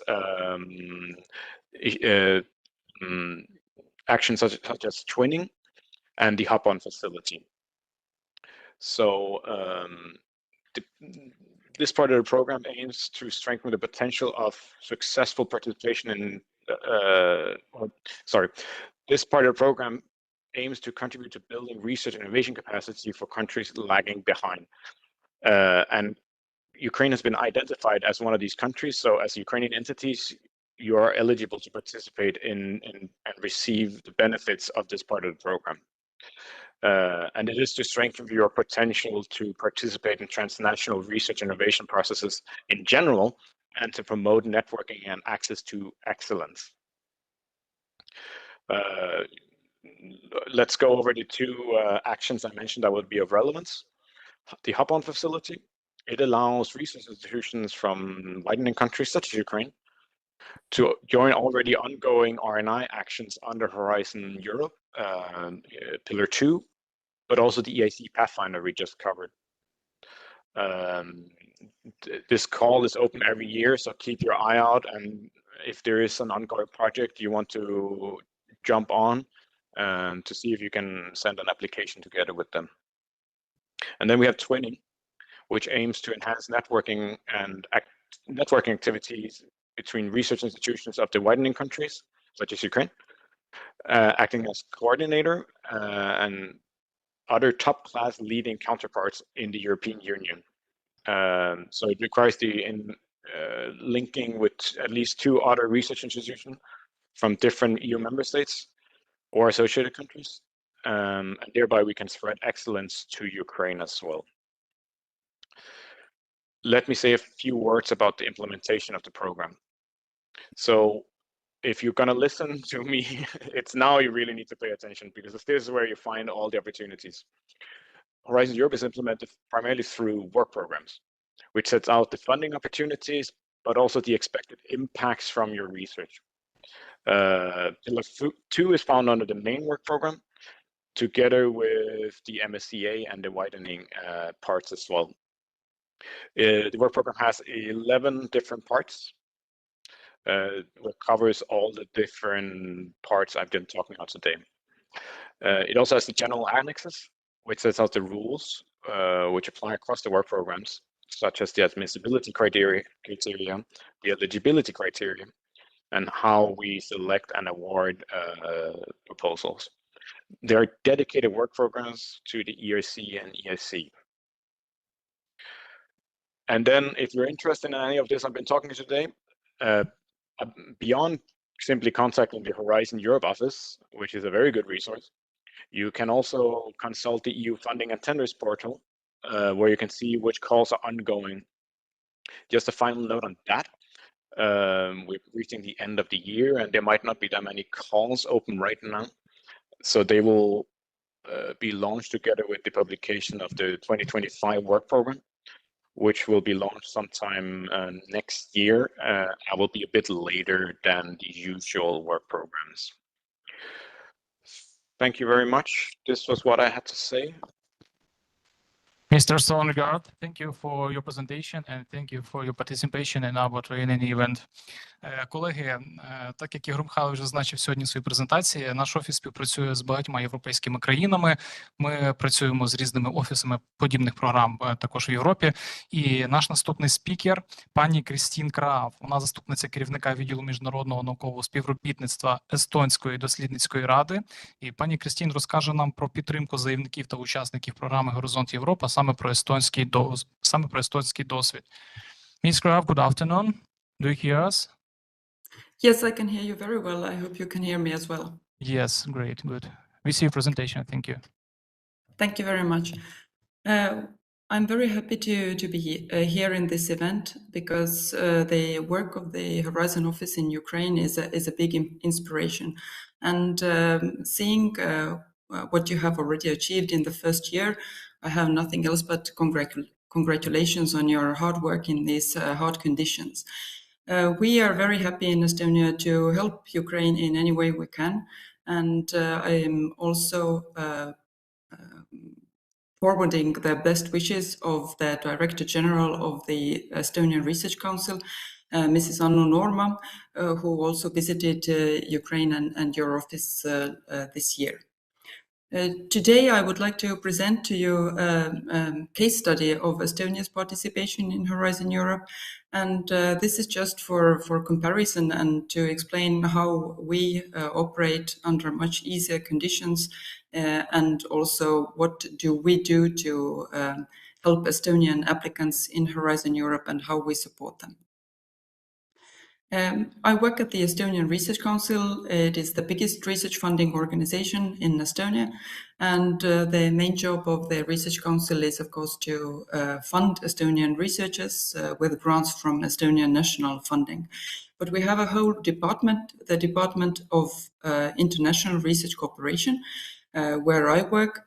And this International Research Cooperation Department is mostly responsible for our activities in Horizon Europe. We support international research cooperation not only via being a national contact point for Horizon Europe, but we also provide funding for international cooperation, and we implement some other programs besides Horizon Europe. But Horizon Europe is our main work. We also coordinate our participation in international infrastructures. We have very few bilateral cooperation programs which we implement here in the Estonian Research Council, and we are happy to say that Ukraine definitely is one of our target countries for such support. Currently, we do not have a bilateral program with Ukraine, but we have a multilateral program together with Poland, Latvia, Lithuania, and the United States, with a National Science Foundation in the USA called IMPRESS-U. And each country funds their own participation, but the US partners, they fund also the participation of Ukrainian organizations in these grants.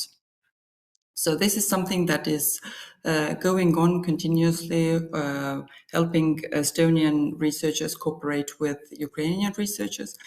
But in addition to that, we also hope for more joint projects under Horizon Europe in the future, together with Estonian and Ukrainian participants. Horizon Europe structure you know very well.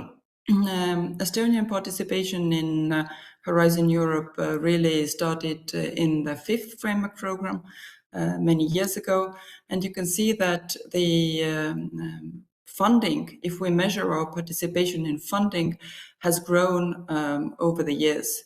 It was very modest in the beginning, but then in Horizon 2020, in the previous framework program, it really started to show some real results. And now in Horizon Europe, we are going to exceed that participation in Horizon 2020 manifold, as we can see that by half of the Horizon Europe program, we are already more than 3/4 of Horizon 2020 participation. But what is very important, I think, is what has been stressed by previous speakers, is that Horizon Europe, of course, it means funding for research, and this is very important, especially for researchers where the national funding, for many reasons, is not that significant at the time being. But it is also much more than that. And I think when we interview Estonian researchers and we ask what has been the impact of participation in Horizon Europe and the previous framework programs, we hear mostly that the main impact is not the funding, but the main impact is the connections, the cooperations, the working together with European counterparts. And I believe this is the same for Ukrainian researchers. In Horizon Europe, we are quite satisfied with our performance so far. Our researchers are very active in Horizon Europe, and they have submitted a lot of applications. Our success rate is roughly the average EU success rate, and currently we are close to 500 signed grant agreements that involve Estonian participants. But our success is not uniform. We are not successful in all parts of Horizon Europe, but we are successful mostly in the widening participation part, also some parts of the Pillar 2. But therefore, we have set some specific goals for our participation in Horizon Europe. We want to maintain the same funding or exceed it that we had in Horizon 2020. But we also, very importantly, want to broaden participation, because our success is mostly built on the 4 main research universities and some research-intensive companies, but we want to broaden the participation and involve more non-orthodox participants to research projects. For example, local municipalities, also various companies, not only the most deep tech companies, and only that way we can also increase our participation in the program. What is also significant is that Estonian organizations are not often coordinating the projects that we are participating in. I was very happy to see on the slides of Mr. TARANOV earlier that you already have increased the number of coordinators in Horizon Europe in Ukraine. And I'm also very happy that one of the projects coordinated by Ukraine participants is a twinning project with participation of a university of Tartu, also from Estonia. The coordination role is important for organizations to grow their capacity to really be able to shape also those programs, those projects that are submitted to the framework program, and to have a more impactful participation. But at the same time, it needs a lot of capacity building from the organization side, and this is something that we here in the Estonian Research Council are really focusing on at the moment. And our participation compared to other countries, if we normalize it by GDP and per capita, then we can be very happy with our participation. Just with a small joke, I can say that our not very high GDP helps us to have this high position among member states. If we had a higher GDP, then probably the situation would be a little bit different. But this is something that we are working very hard every day to maintain. It does not come naturally, and I'm sure that also all the successful organizations that are successful in Horizon Europe, they are working every day to maintain that success. And the most successful Horizon Europe topics in Estonia are, as I mentioned, the widening participation and spreading excellence part. It is mostly enhanced by the 2 teaming projects that were funded from Horizon Europe that are really huge projects involving a huge budget also from national side. But also the twinning action has been very popular, and the ERA chairs have also been very popular in Estonia. But also Estonian researchers are active and successful in the clusters for food, bioeconomy and natural resources, and also climate, energy and mobility. Among our other activities, we also support the participation of Estonian researchers in international research infrastructures and the international research organizations. So we find that these, the participation in these structures is also very important to promote internationalization of our Estonian researchers. And finally, what do we do besides the regular info days and trainings? We do targeted activities to really broaden participation. For example, we have specific trainings for beginners and specific trainings for more advanced organizations. We really try to consult new participants really face-to-face or via Teams or other tools. We use our networks to share information and encourage more participation from those potential applicants that have no experience with Horizon yet. We do targeted info days where we go out to specific organizations with a number of national contact points of different fields to find calls that are specifically interesting for some institutions. Our national contact points present at various events, and we also benefit a lot from our representation in Brussels. We have a dedicated office in the Estonian permanent representation in Brussels to really have hands-on and first-rate knowledge from everything that is happening in Brussels corridors. And our recent activity is to start empowering research administrators because, as I said, to really be successful in Horizon Europe, organizations need to build capacity. It's not only the researchers that need new knowledge and experience, but also it is the administrators who help researchers to implement these projects. And in our case, our main partners for Horizon Europe national contact point work are, of course, the research offices or grant offices of the major universities in Estonia. But also we have set up informal expert groups that include all kinds of participants, including ministries and professional associations, to gather input and also to proliferate the knowledge about Horizon Europe in different fields. So this is actually my last slide, and once more congratulations to the Horizon Europe office in Ukraine. We hope to continue our cooperation with you and to help one another in the work that we share in common in participation in Horizon Europe. Ms. Thank you very Kraav, much thank for you for listening. your participation and thank you for your congratulations for us. Колеги, як я вже казав на нашому заході, він сьогодні не лише про програму Горизонт Європа, і наш наступний спікер, директор програми Європейського співробітництва з науки та технологій, більш відомої як КОСТ, пан Рональд де Брюєн. Пан де Брюєн розкаже нам про програму, власне, про участь і про створення мереж в межах цієї програми. Mr. Ronald, good afternoon.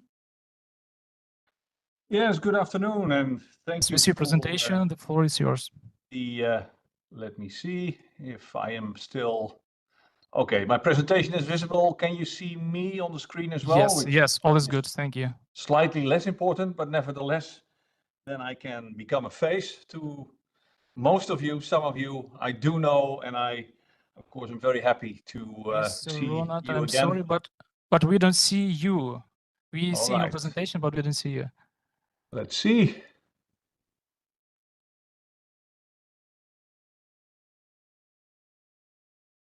Okay, I think it's not problem. Let's start. Let's see. Just a very small adaptation because it's always at the very end things.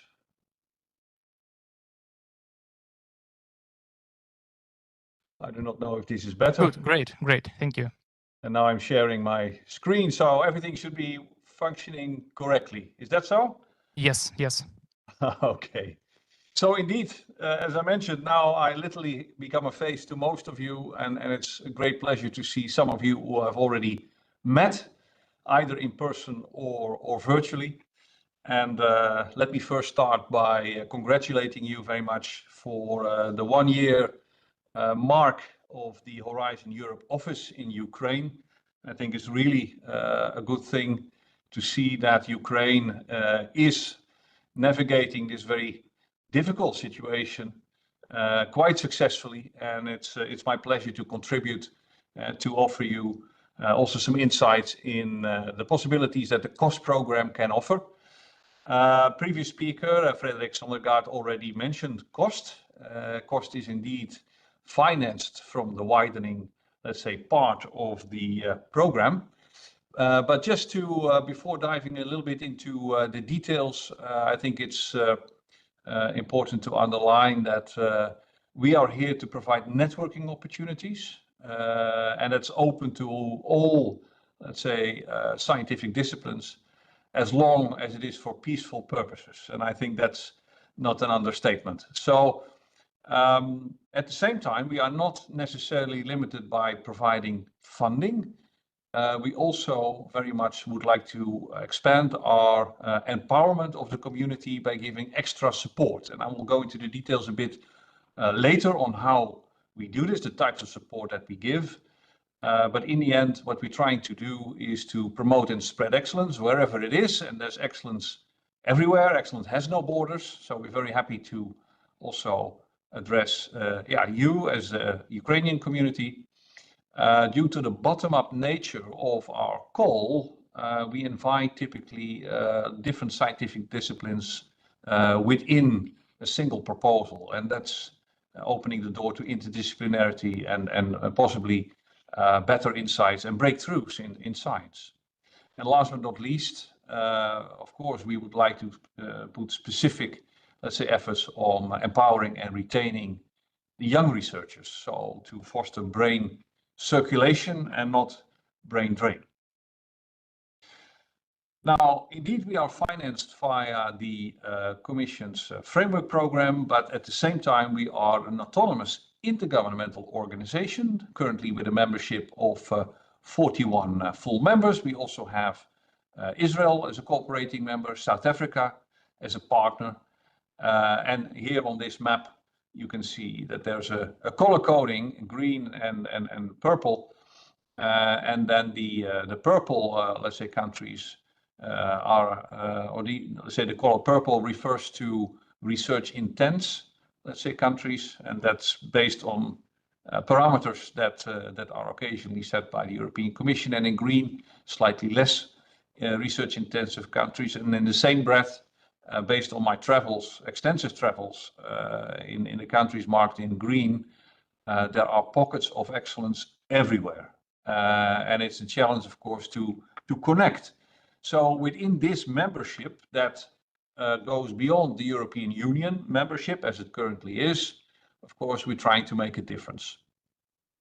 Now, we are indeed in the business of networking. So the networks that we fund are running, and we currently have almost 300 of them. This slide is already a little bit outdated, I see, because we currently count around 60,000 researchers who are actively involved. And in the beginning of Horizon Europe, we started with 45. So that means that we have seen a growth of 1/3 in the size of our community. These networks on average have a bit more than 200 participants. I mentioned young researchers already. We're very happy to see that it's 42% of the community that come from this part, let's say, of age, so up to 40 years of age. Indeed, we have several so-called leadership positions. You can be a chair or a vice chair of a network, or you can be a grant coordinator, or you can take care of science communication or some other activities. And 52% of the community of the leadership positions from our community is occupied by female researchers. So that shows that apart from the share of young researchers, we also are very much observing, let's say, the gender balance, and that gives a kind of a level playing field, within the framework of cost. Now, since we are financing networking and not the science itself, so we do not fund, let's say, the hours that people spend, but we are working on the basis of mostly reimbursing expenditures, the annual size of the budget is fairly limited. In this next budget, let's say, period, we are using an average of 150,000, also taking into account inflation that we have seen. And with that, we can support, let's say, about 200 on average, also researchers per network.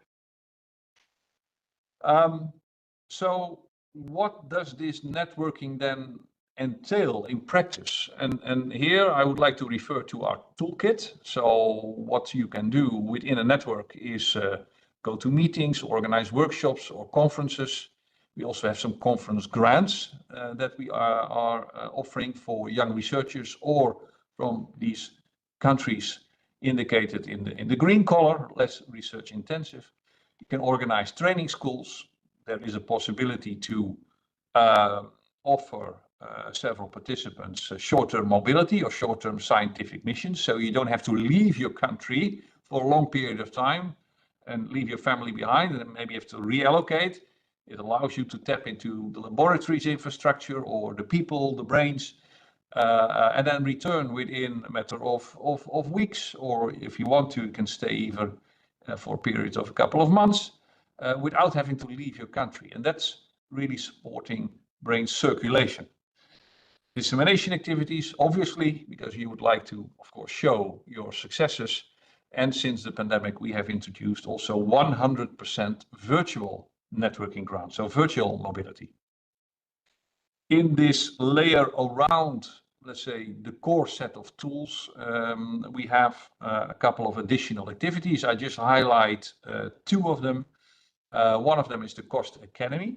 So for particular leadership positions, such as chairs, such as also people are taking care of science communication, grant holders, we organize dedicated training to enhance people's competencies so they perform better, but also they help to make the action perform at its very best. So we really invest in people's development, but also in career development for the longer term.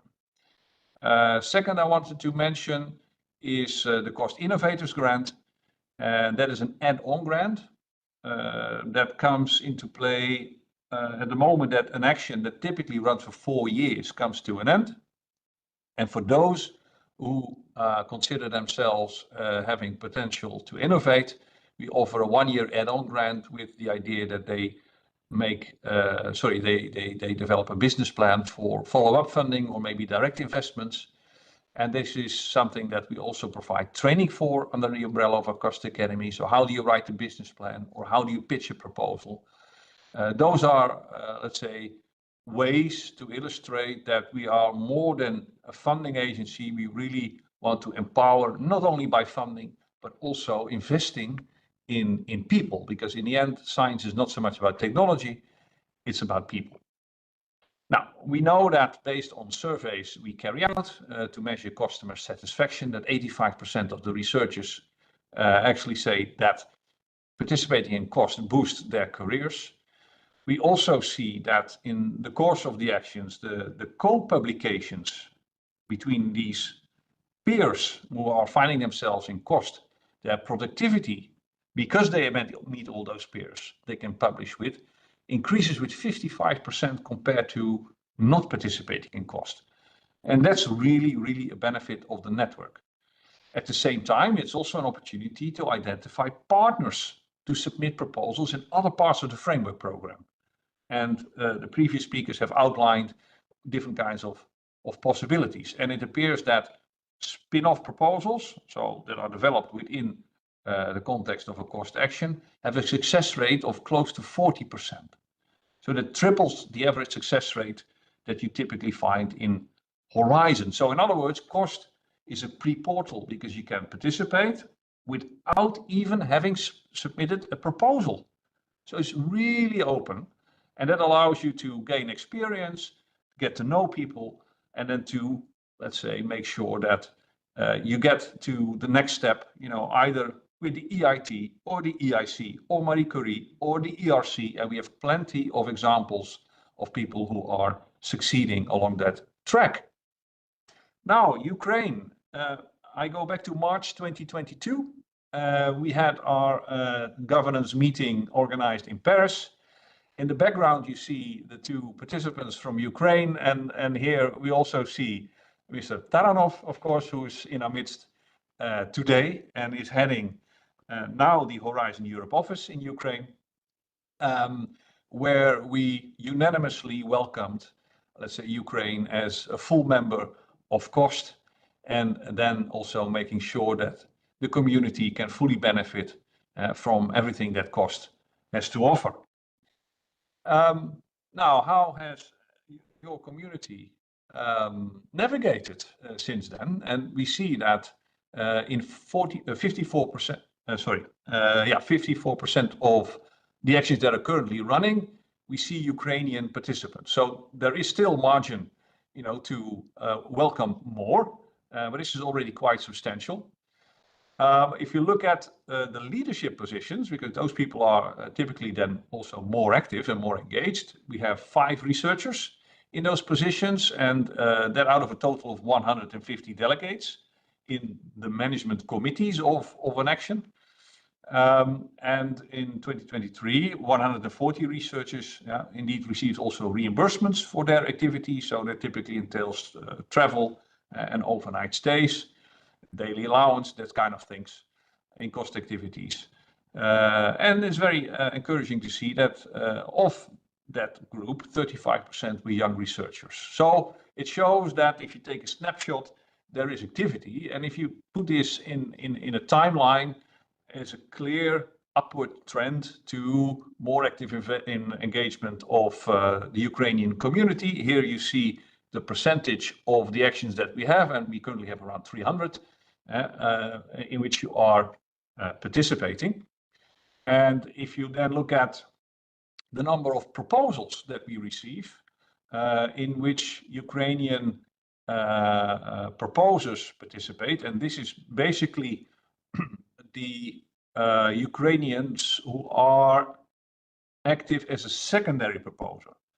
And I can share with you already that we closed our open call last week. And we also were happy to see a Ukrainian main proposer. So also here you can clearly see an upward trend in terms of engagement by submitting proposals. But then again, you do not necessarily have to submit a proposal. You can join an action that has been established already. And I think that's really what I wanted to underline once more. Now here we have, let's say, a statement from Professor Igor Liman, who is currently apparently not in Ukraine, but associated with the Berdyansk State Pedagogical University. And he basically says, well, you know, cost action for me is a kind of a surrogate family because they always provide me, you know, the support that I need. And this cannot be expressed in money. So with that, I would like to remain. And of course, we are working together with our counterparts in also the Horizon Europe office to organize for the community a dedicated info day on cost. I have given you an overview in the frame of today's program. So I'm very thankful to have been able to deliver this. But I would not like to forget ending by my heartfelt Slava Ukraini. Thank you so much. Mr. Dubin, thank you for joining us. Thank you for your presentation. Колеги, ми продовжуємо, і наш наступний спікер – пані Ангела ЛІБЕРАТОРЕ. Вона керівниця наукового відділу Європейської дослідницької ради. Пані Ангела поділиться з нами презентацією на тему «Україна та проривні дослідження. Можливості програми ERC». Ms. LIBERATORE, good afternoon. Do you hear us? Yes, I can hear you very well. Can you hear me? Yes, we hear you. Thank you. The floor is yours. Thank you. Well, first of all, it's an honor, as always, and also a pleasure to join you. Last time we met, even if again online, it was in June 23 on the occasion of a workshop on preserving and developing Ukraine's human capital in research, education, and innovation, which is something you keep doing, and it's possibly the greatest investment in the present and in the future. So I must say, I really, first of all, appreciate your incredible perseverance. All of you, of course, especially the ones I met in person, Igor, Olga, hi. We met last time at the Global Research Council where you were championing Ukraine and the contribution on sustainability in research. But of course, and to the Global Research Ukraine and for the society. I hear an echo. Is that okay for you? Shall I continue? Yes, it's great. Okay, excellent. So first of all, after this preamble, I think all of us need to congratulate you on the first year of the European Horizon Europe. Clearly, there is an added value as previous presentation showed. Now, Frederick already mentioned that the European Research Council is part, in fact, the largest part of the first pillar of Horizon Europe. For those of you not yet familiar, ERC provides support frontier research. Frontier is the research that pushes the frontier of science in all fields of science, physics, engineering, life science, and humanities, and in possibly any different ways, practical, applied, empirical, comparative.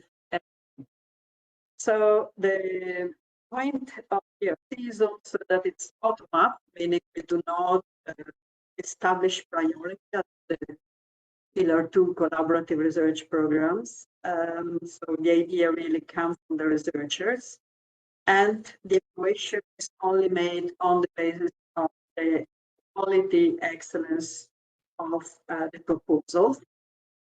And we basically follow the life cycle of a career, starting 2 years after PhD, continuing the efforts of our colleagues in the Marisa Dovteku actions, to the people who are more established already, consolidated in the research, 7 to 12 years after PhD we count, and the senior or anyhow more established researchers that can benefit from advanced grants. There is also those are mono-beneficiary grants. We also have small collaborations, 2 to 4 principal investigators in what we call strategic grants. And all the above, if somebody gets any of those grants, can also apply for a proof of concept grant, which is to see how a scientific idea can then be transformed into a social or technical market equation. Now, last time we met, last year, what we were doing at ERC for with Ukraine. Well, we had this so-called ERC Ukraine call, where we asked our, let's say, going active grantees to open positions they might have, their projects for Ukrainian scientists. And we launched it in March 2, just soon after the war aggression, but then launched again in February 26.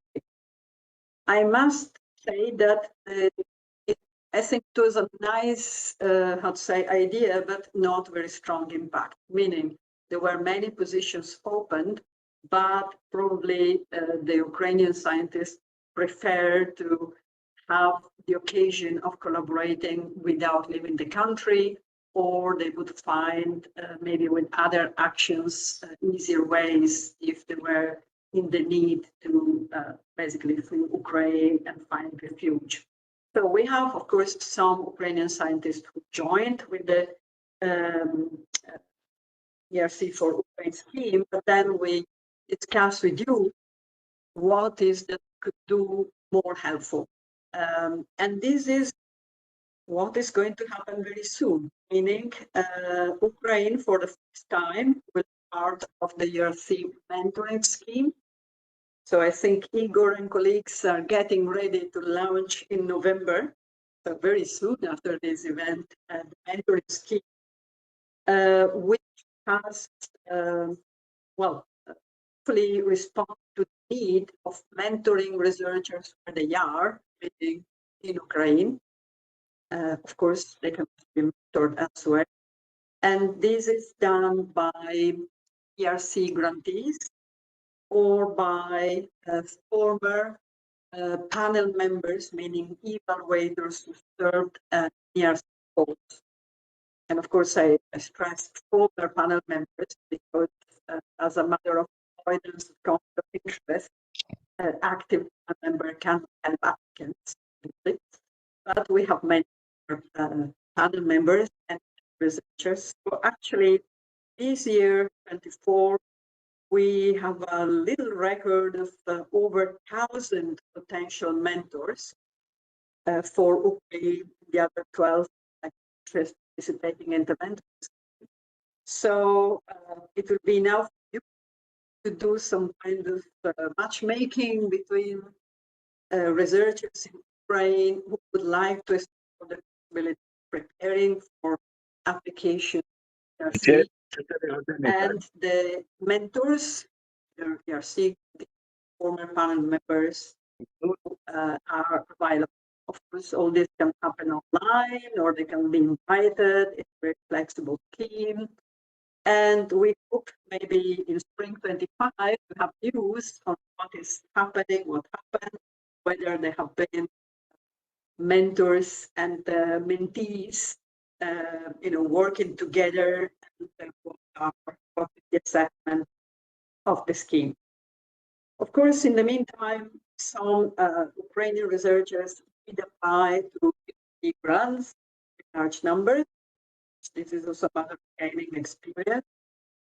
And in addition to the scheme, it's important to notice that ERC grants, one of the elements we have to ensure that we foster brain circulation and not brain drain is that first Ukrainian grantees can be grantees to stay in Ukraine because reminded there is association to the program, so Ukrainian institutions can host and funded for hosting.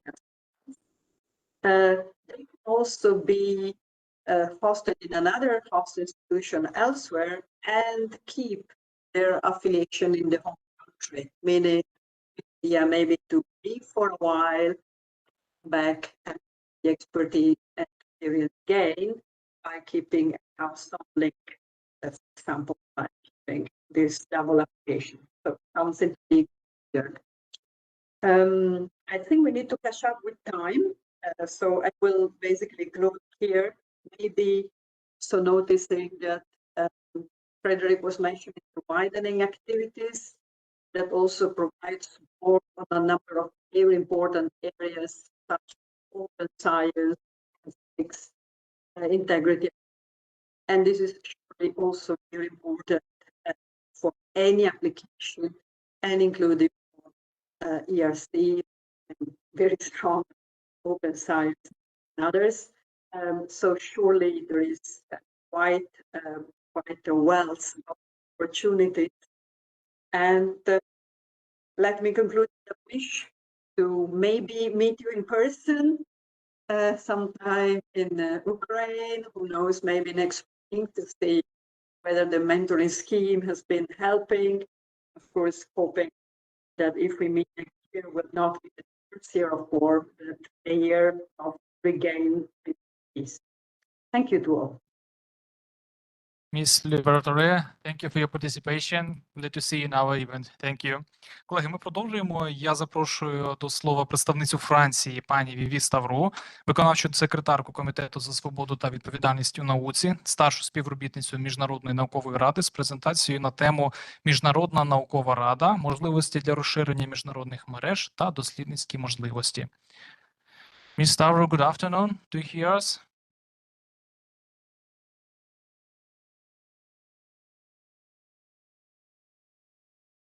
Miss Stavru, good afternoon. Do you hear us? Yes, I do. Can you hear me? Yes, we hear you. The floor is yours. Can you share your presentation? I'm looking to share my PowerPoint. Yes, please. If you can just give me a second to do that. Yes, okay.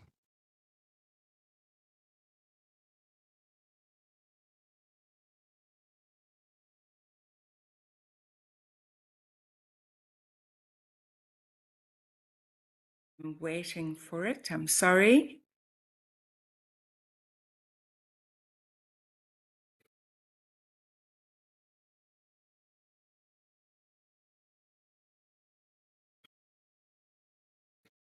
Here we are.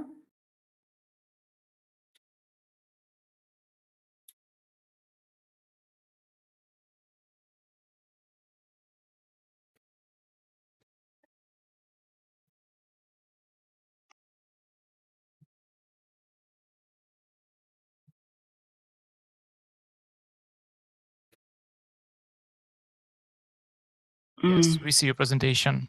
I'm afraid it's showing like that. Yes, click to full screen. Let me just do the view.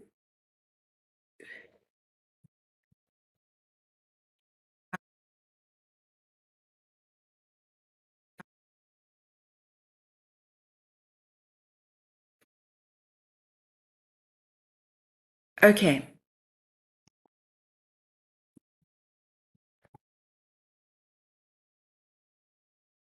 Can everybody see and hear me okay? It's great. Right, I'll continue. I'm very happy to be here today to hear of the work done by the Horizon Office, Horizon Europe office in Ukraine, and to acknowledge the incredible persistence and work. Sorry, I'm battling.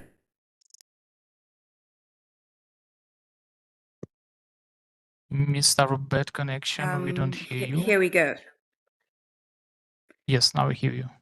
Can you not hear me? Now is good. Now is good. Right. I'm very happy to be here today to hear of the work done by the Horizon Europe office in Ukraine and to acknowledge the incredible persistence and bravery as people have, not only in continuing your work and advancing your science, but doing so in the midst of war and uncertainty. Now, I'm going to talk a little bit about the International Science Council. My talk will be a bit different from the previous talks. But let me start off by looking at our normative framework and its relevance for Ukraine. The ISC's principle of freedom and responsibility in science asserts that the free and responsible practice of science is fundamental to scientific advancement and to human and environmental well-being. This principle underlies our science as a global public good, and all of these documents can be found on our website. And science as a global public good has profound implications for the way that science is conducted, how it's used, evaluated, and the roles it plays in society. The ISC has recently interpreted the UN Human Rights Declaration of the right to participate in and benefit from science, and views this as the responsibility of governments to create and sustain the opportunities of citizens to use this right to science.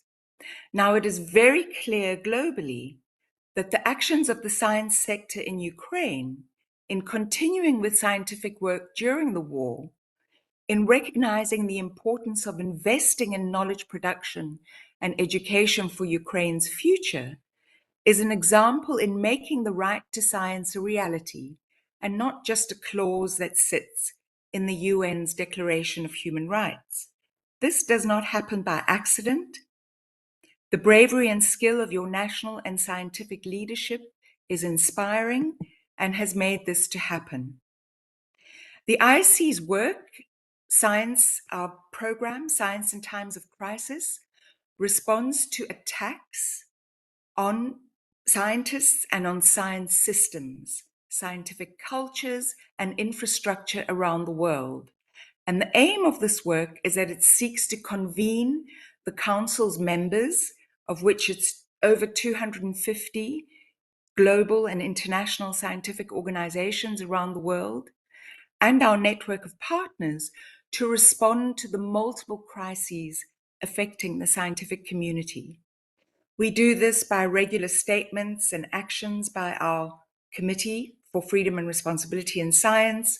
We work with other global networks through declarations, and also very importantly, together with the United Nations, we bring together with other scientific stakeholders the Science Stakeholders Crisis Group meetings, which are time-limited multi-stakeholder platforms for information and exchange during crises. When I talk about crises, I'm using the UN nomenclature, from nuclear disasters to tsunamis, wars, catastrophic fires, etc. We've brought together this group twice so far, the first in Afghanistan in 2021, and then when the Russian war in Ukraine escalated in March 22. Arising from this group, we jointly organized 2 conferences on Ukraine. The first in June 22, you can see it on the PowerPoint. It was done together with Science for Ukraine, ALEA, the European group of academies, and Christiana University in Oslo, and it looked at responses from the European higher education and research sectors to the war in Ukraine. And then on the first anniversary of the escalation of the war in March 23, and this looked at 1 year on, what is the impact of the science sector support initiatives. This was done also together with Science Europe, NRF Ukraine, and the Young Scientists Council of Ukraine. Now, the key messages arising from that conference have been quite influential. The conference is, just to say, the first one brought together about 150 stakeholders from around the world. The second one, over 550, more than half of whom were from Ukraine. The recommendations put forward for mid to long-term support, including the rebuilding of higher education and research sectors after conflict. 7 broad recommendations were made. First, a recognition that the world we live in now, the context is one of polycrises, where war, natural, and other disasters, including pandemics, together with rapidly increasing social inequality, this is our current and, for the foreseeable future, our global context and the new norm we find ourselves in, and science has to adapt and respond.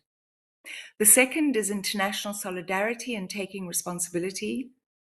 Governments, higher education, and the research community must work to deliver national commitments to recognize and support the right to education and science, and also for supporting at-risk, displaced, and refugee scholars and researchers in their home country or third country, if necessary. This recognition is important because it needs to be financed. It can only be financed if it's recognized explicitly by national governments and the national and regional bodies that those national governments are involved in. Certainly more can be done, especially with regarding financial support, but the people and organizations in this room show the reality of solidarity and taking responsibility. Partnerships are critical. Science is a group activity. The best science is international research collaboration, that is clear.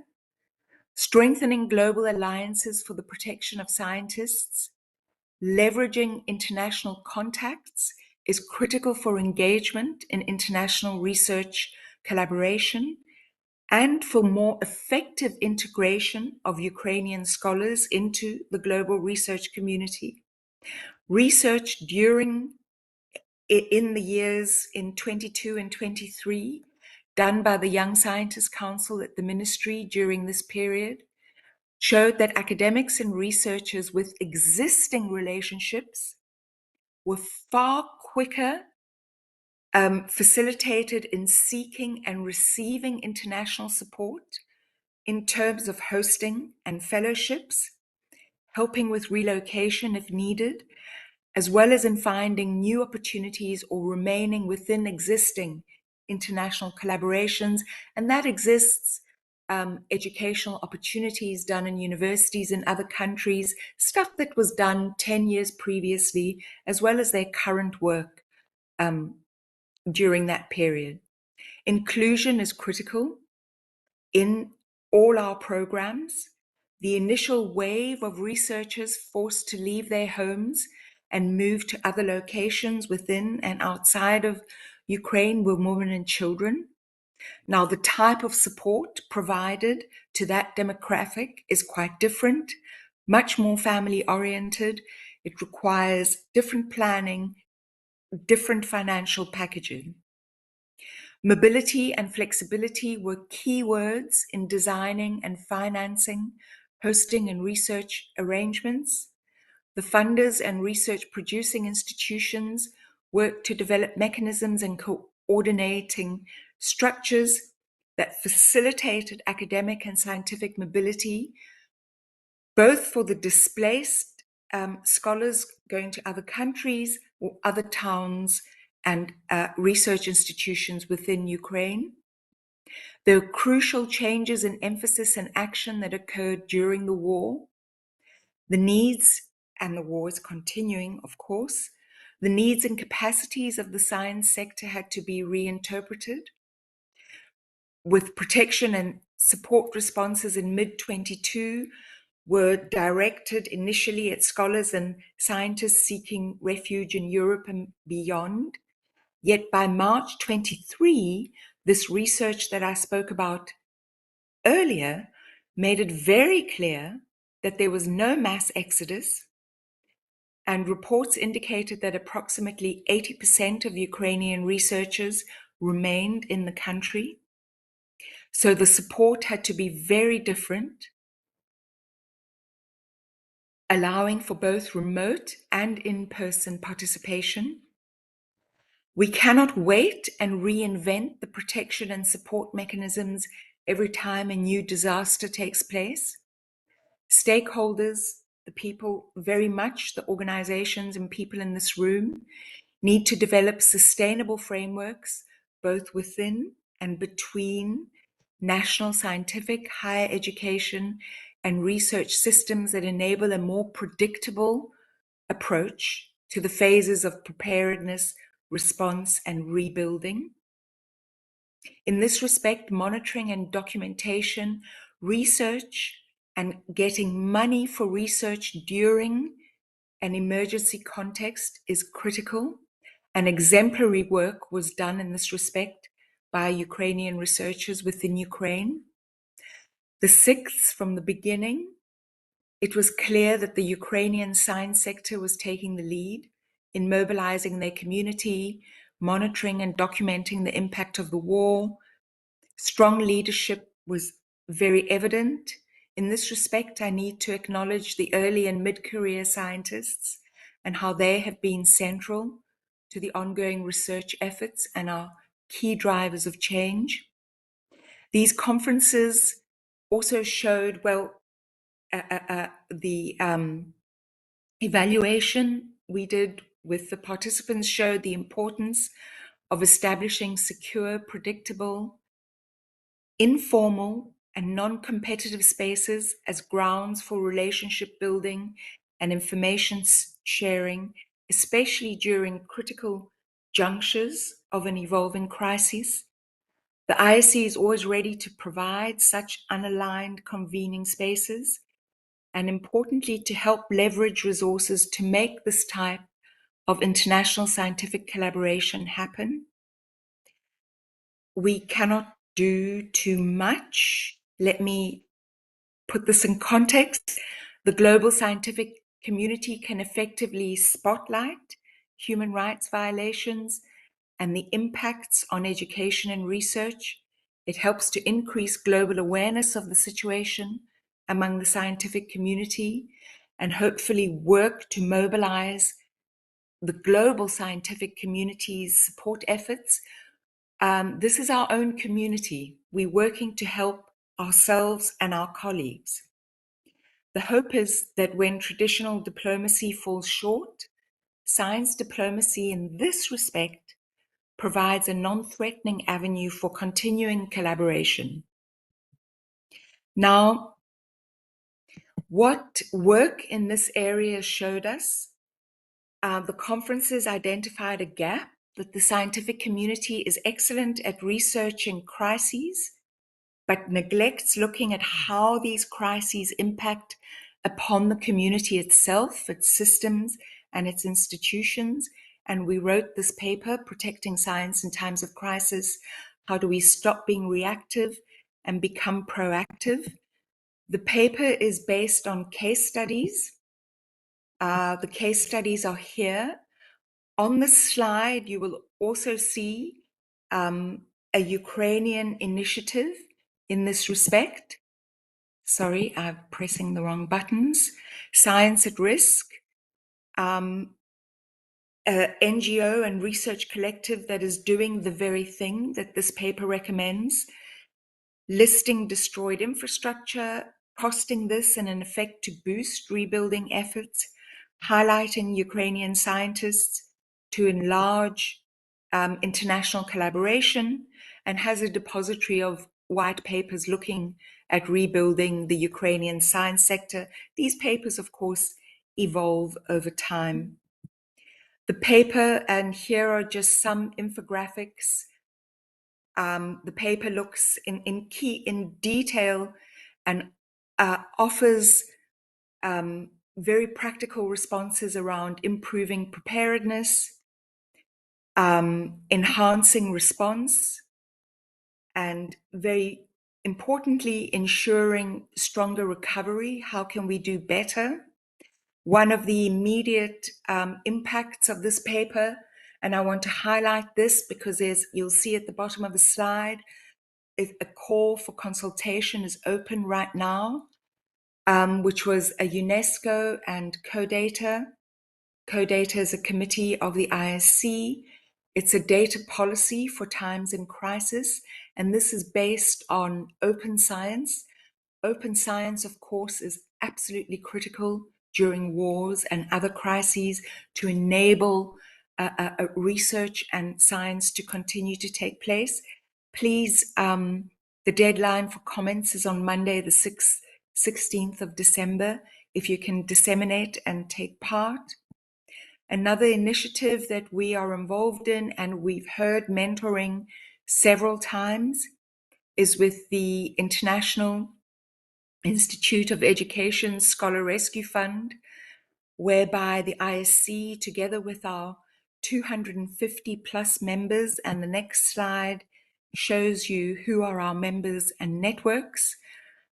We will tap these members and networks to start an academic mentoring scheme for refugee and displaced scholars and scholars in exile, allowing them to collaborate with academics across various geographies and across disciplines, including potential opportunities in their home countries.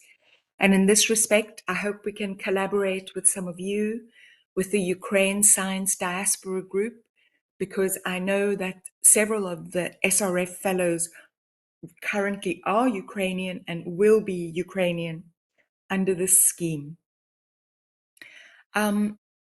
That's all I have to say. Well, please look out on our website. We once a year we do big calls, important calls where we work very closely with members of the scientific community, particularly funders, looking at innovative ways to do science. We can take risks. We look at international collaborations. We look at sustainability efforts, using transdisciplinary research methods. For example, we put out a call, it's well on the way now, a global call on science missions for sustainability that had over 250 submissions from 70 countries, including Ukraine. So please look out on our web pages, join our newsletters.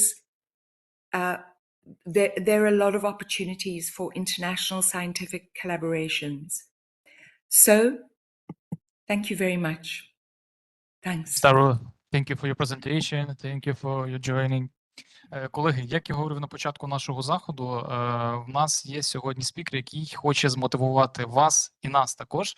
І він для нас дуже цікавий. Чому? Тому що пані Наталія Волошин, вона менеджерка громадської організації Форза, розкаже нам про власний досвід з колегами участі в програмі Горизонт Європа. Цікавий він тим, що вони мають, пані Наталія, я напевно так не буду про це говорити, що вони мають не одну виграшну заявку у програмі Горизонт Європа. Пані Наталія, поділіться, будь ласка, вашим досвідом, нам це дуже цікаво, насправді. Дякую, Денисе.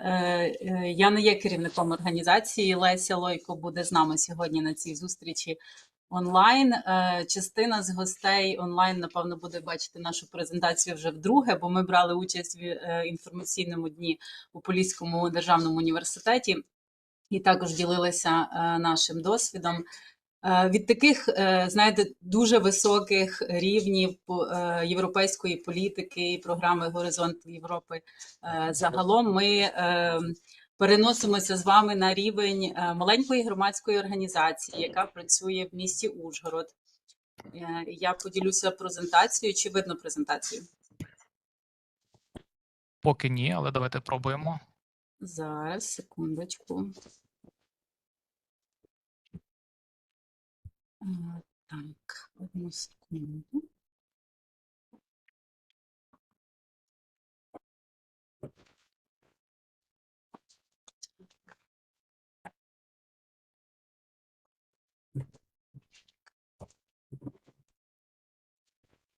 Угу. Так, видно нам, дякуємо. Вже видно, так? Отже, кілька слів про те, як ми працюємо в програмі Горизонт Європа, з чого ми починали і що найбільше нам допомагає на цьому шляху. Наша громадська організація, яка розташована в місті Ужгород, заснована у 2009 році як рішення для того, щоб зберегти напрацювання швейцарсько-українського проєкту розвитку лісового господарства в Закарпатті «Форза». Тому ми свою громадську організацію залишили цю назву, тому що це є абревіатура, яка означає «Ліси Закарпаття», «Forests of Закарпаття». Проте ми розширили трошки свою діяльність на Карпатський регіон, оскільки це є специфіка гірського лісівництва в Україні. Вона для всього, це не тільки стосується Закарпатської області, а всіх 4 областей Карпатського регіону, який є фокусом, територіальним фокусом діяльності нашої організації. Це ми нагадуємо, де ми знаходимося, і як виглядає наш Карпатський регіон, і яка частка Карпат у нас в Україні, і наскільки важливо працювати спільно з іншими країнами карпатськими над тим, щоб зберігати природні ресурси, громади, культурну спадщину та інші ресурси нашого регіону. Наші напрямки роботи Головним був і залишається, головним напрямком був і залишається напрямок лісового господарства. І ми завжди працювали над тим, щоб змінити практики ведення лісового господарства до наближених до природи. Це є тема, над якою ми давно працюємо, і ми проводили багато тренінгів в цьому напрямку. Ми вбачаємо в цьому майбутнє нашого лісового господарства, і яке дозволить зберегти всі ті екологічні переваги, екологічні екосистемні послуги, які надають нам лісові ресурси. Крім цього, ми працюємо в таких напрямках, як адаптація до зміни клімату, місцевий економічний розвиток та соціальні інновації, стала міська мобільність, природоорієнтовані рішення, інновації в лісовому секторі та циркулярна економіка, жінки, уповноваження жінок в лісовому секторі та лісова педагогіка. Це є наша команда, яка складається з 7 осіб. І ось так. Наш шлях в горизонтах розпочався в 2010 році з рамкової програми, 7-ї рамкової програми Regions of Knowledge, коли на основі напрацювань, які ми зробили в проєкті розвитку лісового господарства, наші колеги з університету Мюнстера з Німеччини запросили нас до проєкту, в якому мова йшла про пошук нових інноваційних підходів до використання лісових ресурсів у 6 вибраних регіонах Європи. В нашому проєкті було 13 партнерів з 6 країн, співпраця між 6 регіонами, і основним таким результатом став спільний план дій та 7 пілотних концепцій інноваційного використання лісових ресурсів, які пізніше були трансформовані в проєктні заявки і подавалися вже на подальше фінансування. Не всі з цих пілотних концепцій, але вибрані, і пізніше вже продовжили свій шлях як нові проекти. Далі нашим наступним проектом в частині горизонтів, між цими проектами, звісно, були і інші, просто в інших фінансових механізмах. Наступним проектом був проект РЕРАМ, посилення зв'язку між наукою та інноваціями в сфері ефективності використання ресурсів та сировини. І у нас в цьому проєкті були задіяні 12 партнерів з 9 країн Європи. Тривав цей проєкт з 2014 року до 2016 року. І от на фотографії ви бачите посібник, який був виданий. Крім цього посібника була низка тренінгів для представників партнерських країн, не тільки партнерських організацій, але і інших представників інших організацій в партнерських країнах. На цих тренінгах проходило вивчення процесу аналізу ресурсоефективності деревообробних підприємств з тим, щоб спродукувати рекомендації для покращення ресурсоефективності діяльності підприємств лісового і деревообробної промисловості. Ще одним таким проєктом, який виконувався нашою організацією, був проєкт Sequel Chain. Це не є проєкт горизонтів, але він став доповненням проєкту Горизонт 2020, який називався Secure Chain. І, власне, проєкт Secure Chain вже був розпочатий. Ми з колегами з Швеції написали двосторонню заявку для того, щоб увійти як додатковий регіон, Карпатський регіон був включений як спеціальний додатковий регіон в рамках цього проєкту. І також цей проєкт в ньому відбувалося дуже багато обміну знаннями, обміну досвідом. Були 2 навчальні поїздки для представників з України до Швеції, де вивчався досвід використання біомаси для виробництва енергії. Ще один проєкт, який реалізовувався і вже завершений, в якому ми брали участь, це є проєкт Розвитку 4.0. Мережа регіонів ЄС зі сталої мобілізації деревних ресурсів. Цей проєкт став свого часу продовженням проєкту одноіменного Rosewood, в якому була створена мережа організацій, які займаються інноваційними та цифровими інструментами в лісовому господарстві та на всьому ланцюжку постачання деревини. Власне, в цьому проєкті вже було доволі багато партнерів, це 21 партнер з 17 країн Європи.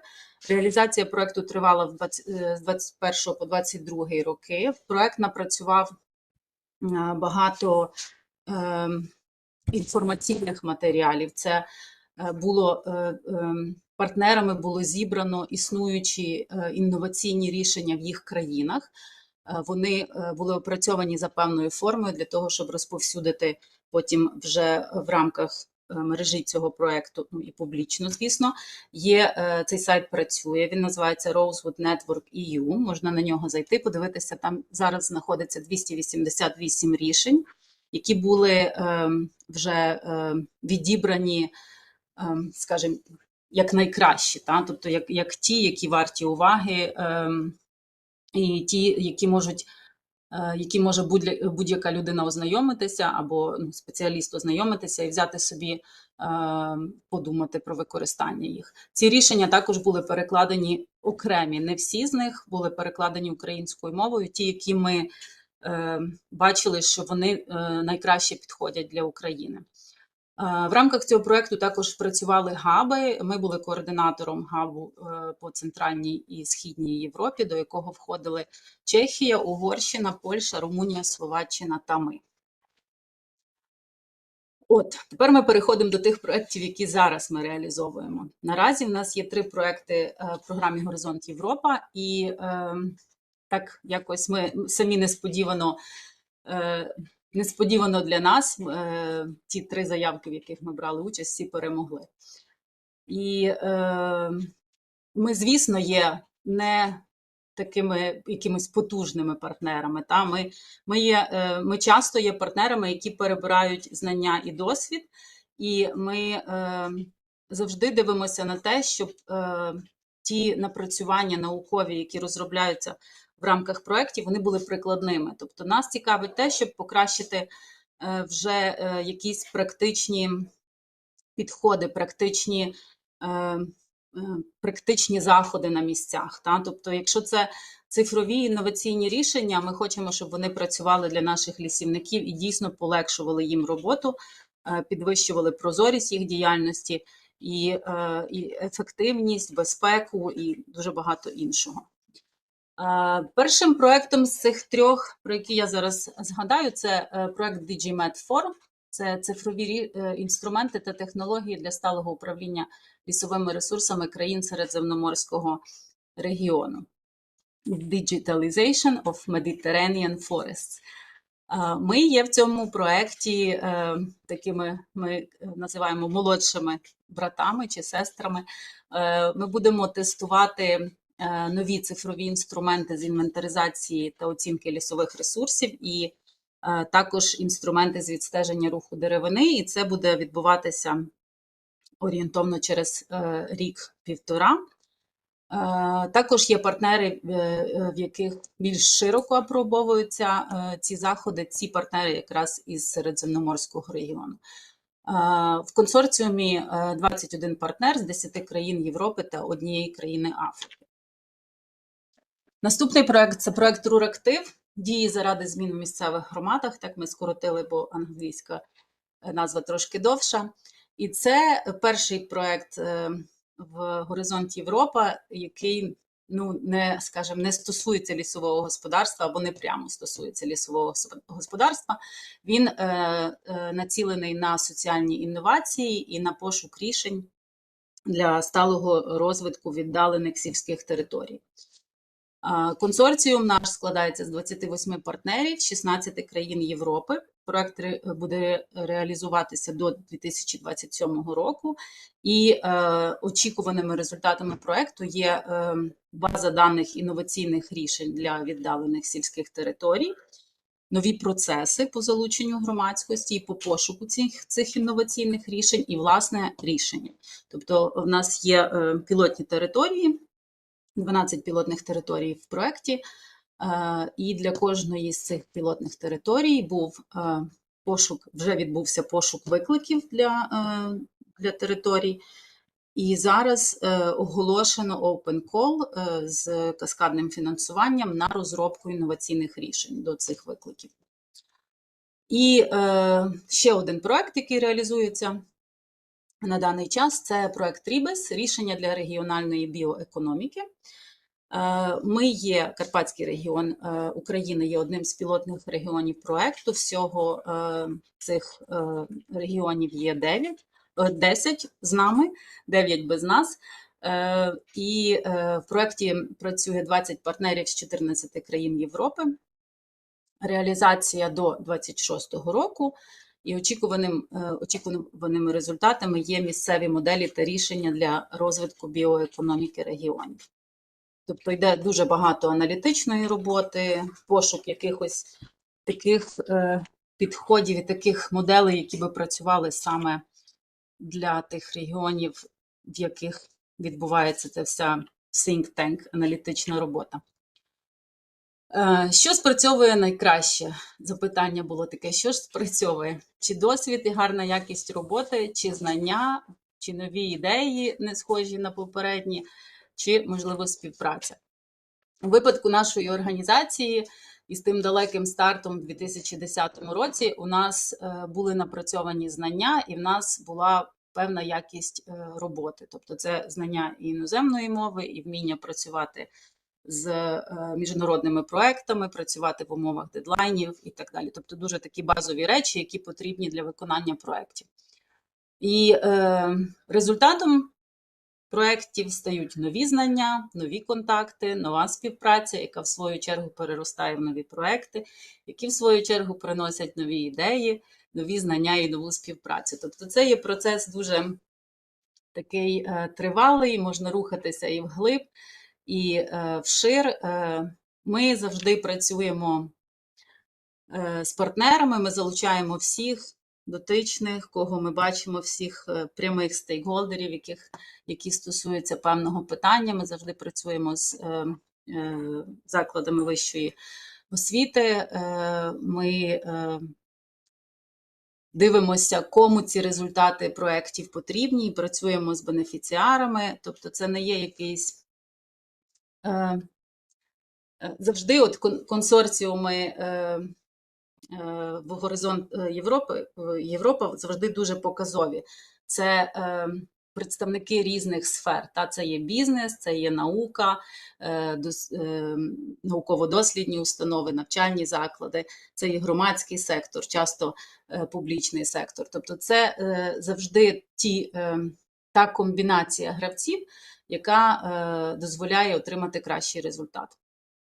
І нам підказали наші колеги з Офісу Горизонт Європа, що ми непогано так знаходимося в рейтингу. Виявилося, що ми 54-ті в загальному переліку організацій, які в Україні працюють в програмі. І коли ми проаналізували категорію інші, до якої відноситься наша громадська організація, то знайшли себе 5-ми. Чому ми дуже раді і хочемо всім побажати нових проєктів, хорошої співпраці. Ми відкриті до співпраці, в свою чергу. Слідкуйте за нашим Фейсбуком, за нашою веб-сторінкою. Ми намагаємося вчасно публікувати всі новини наших проєктів, в тому числі в програмі Горизонт Європа. Дякую за увагу. Пані Наталія, дуже дякуємо, що поділилися власним досвідом. Я впевнений, що він буде цікавий усім учасникам, особливо тим, хто тільки планує брати участь у конкурсах програми Горизонт Європа. Ми сподіваємося на нашу з вами подальшу співпрацю. Дякуємо. Колеги, наш наступний спікер – представник Європейської комісії від програми Євратом, пан Микола Дзюбинський. Пан Микола розповість нам більше саме про участь України у програмі Євратом. Пане Микола, вітаємо вас. Добрий день. Так, ми чуємо вас і бачимо. Дякую за запрошення насамперед. А зараз я спробую знайти презентацію, і якщо мені вдасться її... Видно мою презентацію? Так, прекрасно видно і чуємо вас. Дякую. Так, ще раз, шановні пані і панове, для мене є приємністю бути частиною цього заходу. Я пам'ятаю, скажімо так, непрямо я був дотичний до ідеї створення офісу, тому вітаю вас з першою річницею успішної праці. В своїй презентації я зупинюся на головних аспектах участі українських організацій в Євроатомі програмі. Євроатом програма є трошечки спеціальна. Навіть на цьому умовному графіку, як ви бачите, є Horizon Europe, а збоку є Euratom програма, яка є додатковою до Horizon Europe. Це є тому, що головними двома документами, головними двома тріті, за якими діє Європейська Унія, є один великий документ, який так і називається Treaty on Functioning of European Union, і другий документ, який є документ стосовно нуклеарних технологій.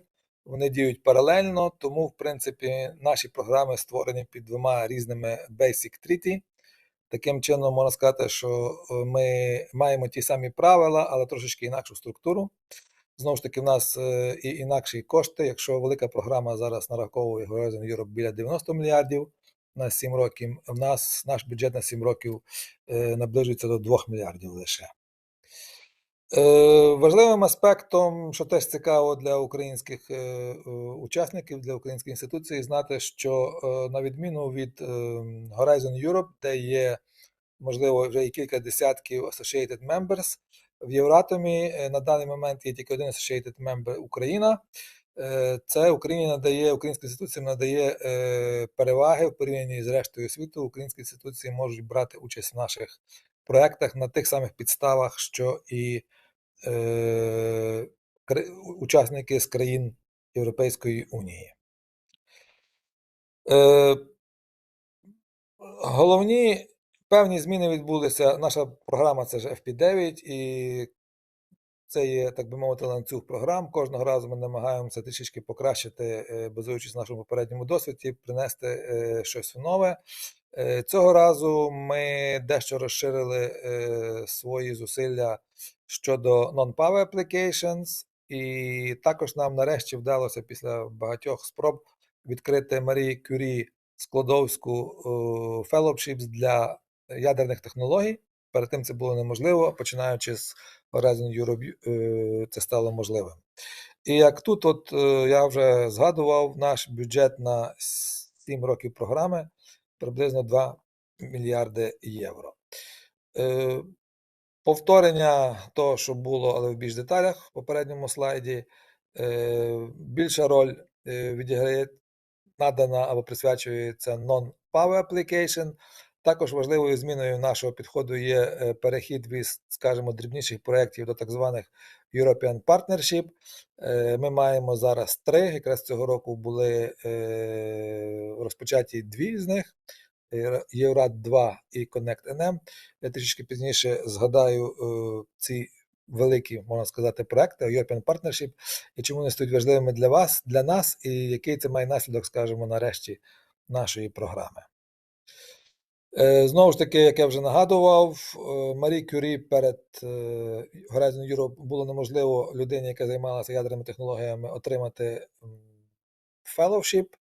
Нарешті ми досягли угоди всередині, так чесно здається дивно, це той самий директорат.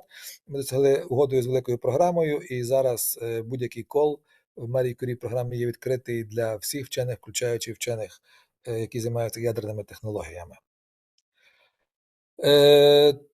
Те, щоб ви мали уяву, яким чином поділений наш бюджет, це на 5 років. Чому, знову ж таки, 5 років, як я вже згадував, є 2 треті, і наша треті встановлює в імперативному порядку 5 років тривалість програми, тому ми маємо 5 років, а потім зазвичай продовження ще на 2 роки.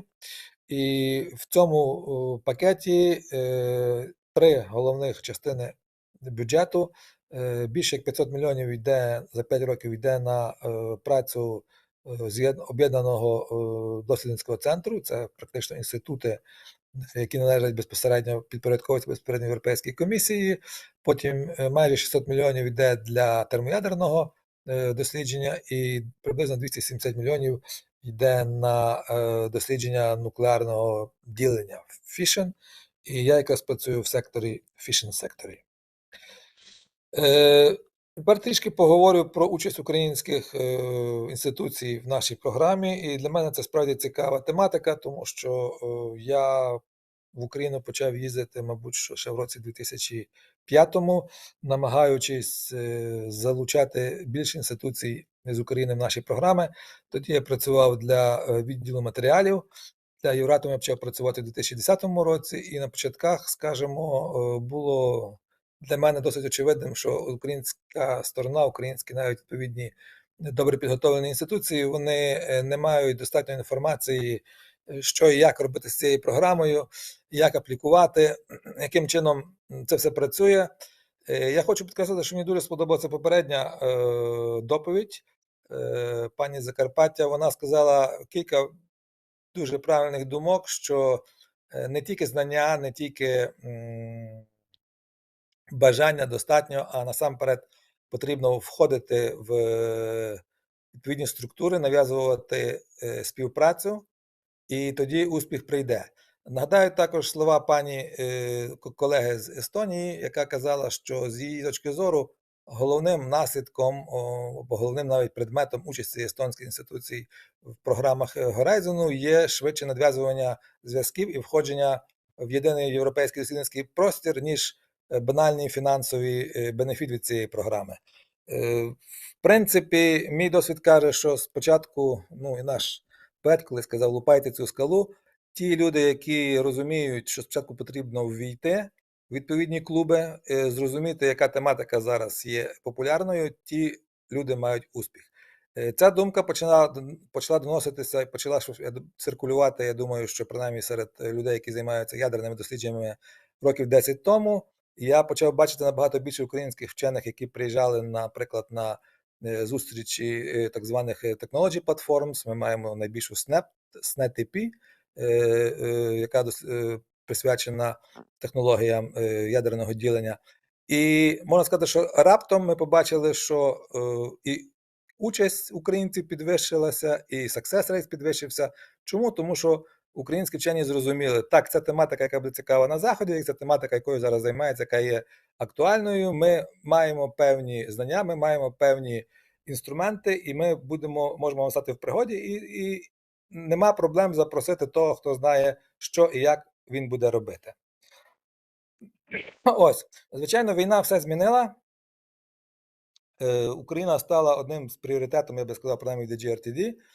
Ми зі свого боку, дивлячись на наші відносно скромні фінансові можливості нашої програми, тим не менше ми намагаємося вже останні 3 роки робити чим більше для України. Я от тільки згадав 3 акції в мене на цьому слайді. Наприклад, для Єврофюжн, це дослідження термоядерного синтезу, було виділено додатковий грант 2,5 мільйони на поповнення пошкодженого обладнання головно в Харкові. Потім спеціальний, знову ж таки, це було ad-hoc call, це означає, що конкурс, на який ми шукали додаткові гроші, які не були навіть передбачені нашим бюджетом, і ми зуміли знайти 20 мільйонів, і як результат цих 20 мільйонів бюджету ми отримали 2 проекти, які працюють на альтернативному паливі для ВВР 440-х, реактори, які працюють зараз 2 в Україні, і десь 15 чи навіть більше реакторів працюють в Європі. Це, знову ж таки, спільна тематика, цікава для і українців, і для дотичних країн. До речі, ці проекти зараз, знову ж таки, буду про них трошки пізніше говорити. Ну і третя акція, це була спеціальна акція на підтримку Євратом національного контактного НКП в Україні. І цього разу ми не тільки підтримали НКП, ми так само вирішили, що частина коштів піде на підтримку наукових університетів, які займаються підготовкою спеціалістів в сфері ядерної енергетики, ядерних технологій. Досить непогані результати, як на мене, участі українських інституцій в перших фактично 3 головних колах, а крім того, були ще додаткові коли, направлені спеціально на Україну. 60 майже українських участей, тобто 16 українських правничих осіб пробували подавати proposals, 30 з того стало успішними, фактично 1 до 2, і 18 грантів. Тобто Успішність українських інституцій 1 до 2, вона, я б сказав, навіть дещо вища, ніж в нас в середньому по програмі. Я б сказав, що в нас в середньому по програмі це 1, 2,5, 1 до 3. Чому? Знову ж таки, той самий фактор, про який я згадував перед тим. Зараз, очевидно, наступила сатурація певним чином, тому що, якщо дивитися на останні коли Horizon 2020, в тих колах були приблизно такі самі числа з точки зору участі українських інституцій, з точки зору поданих проєктів і з точки зору успішності. Але це є добрий знак того, що Україна вже повністю, була б дуже добре інтегрована саме в цій сфері в європейські програми. І так само непогані числа, ви бачите загальні числа, що приблизно майже 5 мільйонів eur є в галузі фішн, і тут, на жаль, не видно, але приблизно 2,5 мільйони в Fusion. З боку комісії, це комісія платить українським учасникам і буде платити.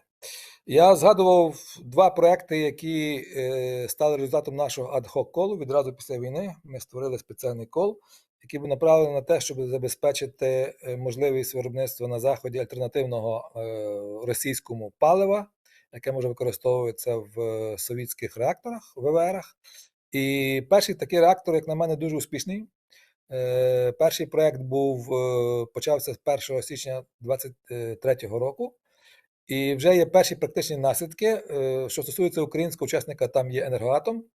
Енергоатом ще перед війною починав співпрацю з Вестінгаусом на те, щоб використовувати їх альтернативне паливо в цьому типу реакторів, але війна все змінила, і замість 4 років з допомогою нашого проєкту перші збірки паливні були завезені на рівне 2 ще влітку 2023 року, а зараз, наскільки вже я знаю, вже на обидвох реакторах в Рівному працюють змішані так звані зони, тобто є збірки західні і ще лишилися деякі збірки російські. Крім того, після 2 років лише, так само нові вже збірки, там є кілька поколінь того палива, були завезені в Фінляндію. Це, як на мене, просто прекрасний приклад, як Європейська комісія, як ми можемо допомагати вирішувати певні нагальні питання технологічно-наукового характеру. Через рік після старту, рік і пів навіть пройшов після старту першого проєкту, подібний другий проєкт, який розпочався. Це є також добре для всіх, тому що, в принципі, ніхто не хоче мати монополіста, а в Європі є 2 головних гравці в сфері палива для реакторів, це Westinghouse, Швеція і Фрематом, Франція, тому ми тільки вітаємо те, що і другий проєкт розпочався, але поки що зарано говорити про якісь результати в цьому випадку. Тим не менше, вони прогнозують до 4 років мати повністю своє паливо, яке би так само допомогло європейському і українському ринку нуклеарної енергетики, ядроенергетики перестати бути залежними від Росії. Третій проєкт, я теж про нього згадував попередньо, це проєкт на підтримку НКП, National Contact Point в Євроатому в Україні.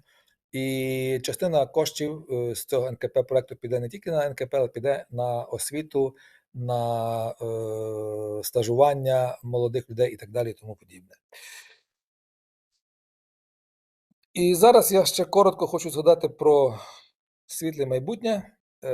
Наш останній великий конкурс був минулого року. Цього року, як я вже згадував, розпочалися проекти. Наступний конкурс буде в 26-му році. Знову ж таки, чисто з практичної точки зору, ми спочатку мусимо прийняти продовження, 2-річне продовження нашої програми 5-річної, щоб зробити її 7-річною, а після того буде прийнята нова програма 26-27. Ми очікуємо відкриття конкурсів навесні 26-го року, з тим, що евалюації пройдуть в кінці 2026 і проекти очікуються розпочатися в середині 27-го року. Єдине, що я хочу тут підкреслити, я вже згадував, що ми трішечки міняємо свою методику праці, ми намагаємося відійти від більше дрібних проєктів до менше великих проєктів, і тому з цього 26-27 колу велика частина нашого бюджету піде на підтримку 3 існуючих European Partnership, але де знову ж таки представлені українські інституції, ті, які би мали бути там представлені, як на мою думку, і лише частина коштів буде виділена на нові конкурси. Ще одна подія, яка, або, скажімо, ряд подій, які були дуже важливі для сфери ядерних технологій останні 2 роки в Європі, це була декларація ЕУ щодо так званих малих і середніх модульних реакторів. На даному етапі ці реактори виглядають бути дуже цікавими з кількох точок зору. Є декларації, що вони знижать собівартість, наприклад, виробної електрики, ну, але принаймні вони певним чином підвищать безпеку, хоча безпека, я би сказав, наразі і так є досить висока. Тим не менше, це популярний напрямок не тільки в Європі, але й в Америці. В Європі була прийнята декларація про підтримку наукових досліджень і розвитку цих реакторів. На початку цього року створилася Industrial Alliance НСМР, де знову ж таки в цій організації головну роль відіграють гроші промисловості, їхній інтерес, але комісія готова тими, скажімо, скромними коштами, які ми маємо, допомагати вирішувати певні технологічні і наукові проблеми. І, звісно, це є добровільна організація, тобто очікується, що і організації з України, які зацікавлені в розвитку цього напрямку, так само можуть приєднатися до цієї асоціації. Також до своєї презентації додав кілька лінків головних, де можна знайти інформацію про наші програми, а також про правила участі в Євратом програмі. Ну і ще раз хочу подякувати. Слава Україні і надіюсь, що перемога близько. Всього доброго, всього найкращого. Дякую. Пане Миколе, дуже дякуємо вам за вашу участь, за актуальну інформацію і за корисні поради для учасників нашого заходу. Дякуємо вам. Колеги, у нас є ще 2 презентації. Я також радо запрошую представниць німецького дослідницького фонду, пані Елізу Брекевель та пані Вікторію Райхел. Вони розкажуть нам про створення сприятливих умов для участі українських вчених у дослідницьких програмах Європейського Союзу. Міс Брекевель, міс Райхел, good afternoon. Do you hear us? Hello? Yes, we see. Yeah. Hello. Yes, we see presentation. We hear you. Okay. The Is floor it in yours. presentation mode Yes, or yes, not? great. Yeah. Yes, great. Okay. Sorry, it's not the starting slide, but anyway, we will try. It doesn't matter. So hello, everyone, and thank you very much for organizing this interesting and great meeting. My name is Elisa Brakefeld, and I'm working at the German Research Foundation, and I'm responsible for the cooperation with Eastern European and Central Asian countries. First of all, I would like to extend the warmest greetings of our president, Professor Katja Becker, who was unfortunately not able to follow your invitation to hold a presentation here due to our presiding board meeting, which actually takes place right now. So instead of her, I would like to emphasize that the DFG is really happy to be a partner and always there as a partner for the researchers and research in Ukraine. And we are always ready to give our best support to the research community in Ukraine. As you maybe know, the DFG has taken several measures to support German-Ukrainian cooperation right after the war started, and they were designed on different time scales. Actually, they start to overlap because we keep upright the first measures we have taken. They were to support refugee researchers. In the second step, we designed a program for researchers who stay in Ukraine to get some funding. And right now, or with the perspective for long term, we are taking the structural support more and more in the focus, especially together with our partner organization, the National Research Foundation of Ukraine. We just had a meeting, a 5-day meeting last week. We invited 10 representatives to come to Bonn, to our head office. We got this, I don't know if you can see this, just fitting to this event today. And there we also discussed, for example, a joint call, which we would like to announce as soon as possible with NRFU.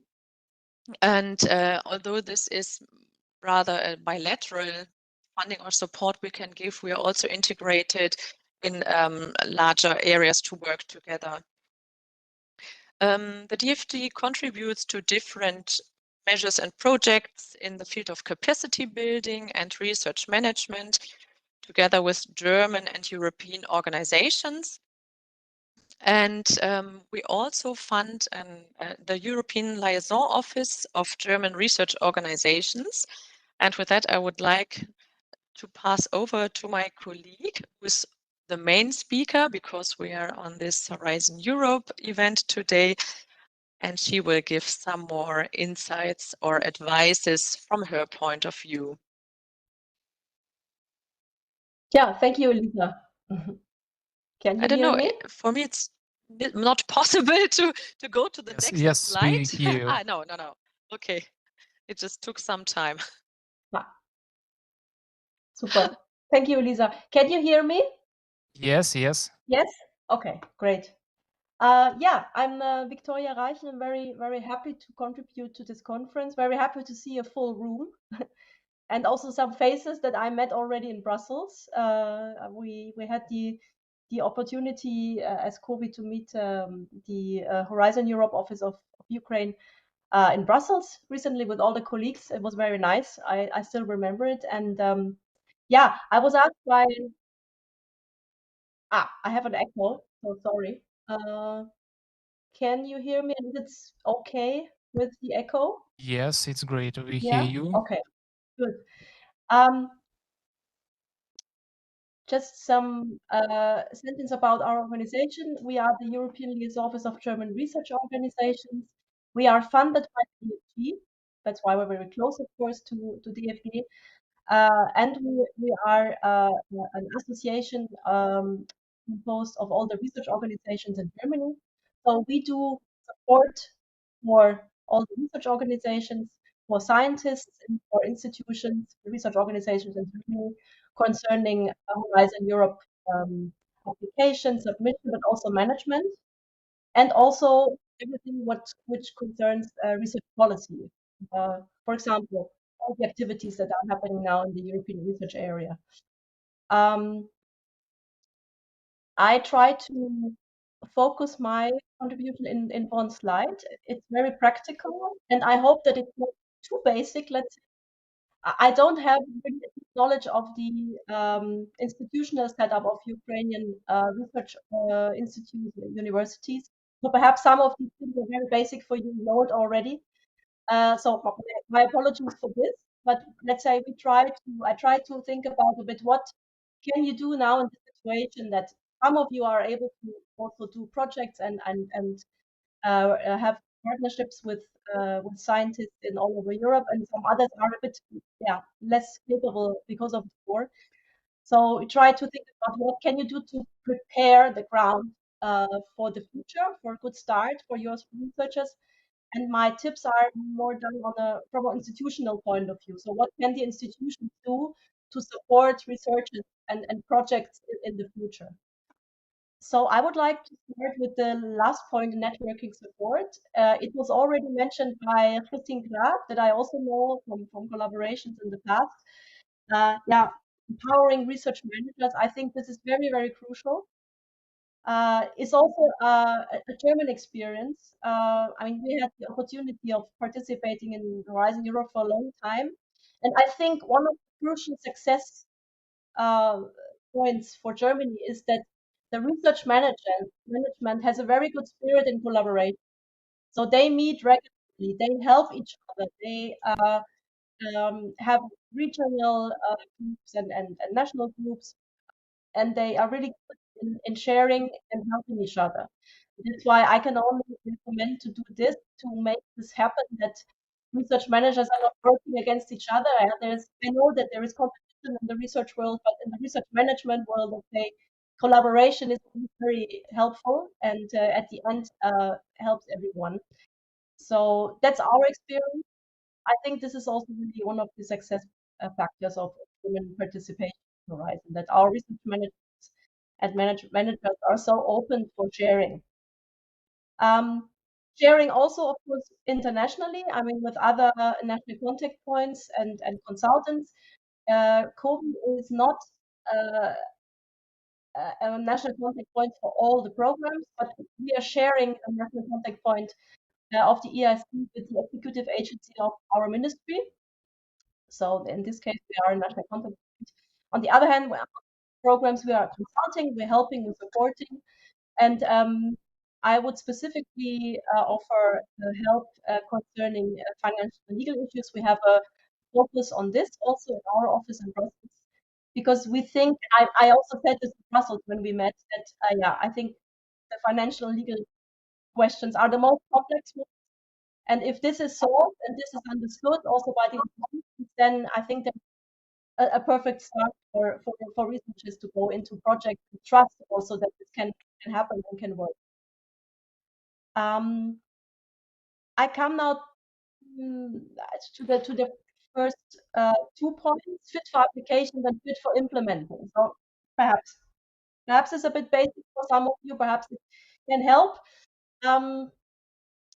What can you do now, even if you don't have a project on your table? Yeah, you can a lot prepare your institution to be ready, let's say, in the future. So you could also start register your institution at the funding defenders portal, get a PIC number, have everything ready when a researcher wants to apply. You could also look at the budget calculations and train people who help researchers to do this. This is not such an easy issue, yeah. Which costs can be reimbursed, how to estimate price increases. Yeah, these are things that we are constantly doing in Germany, and I can tell you, we could do once a month such a meeting, it would be always full.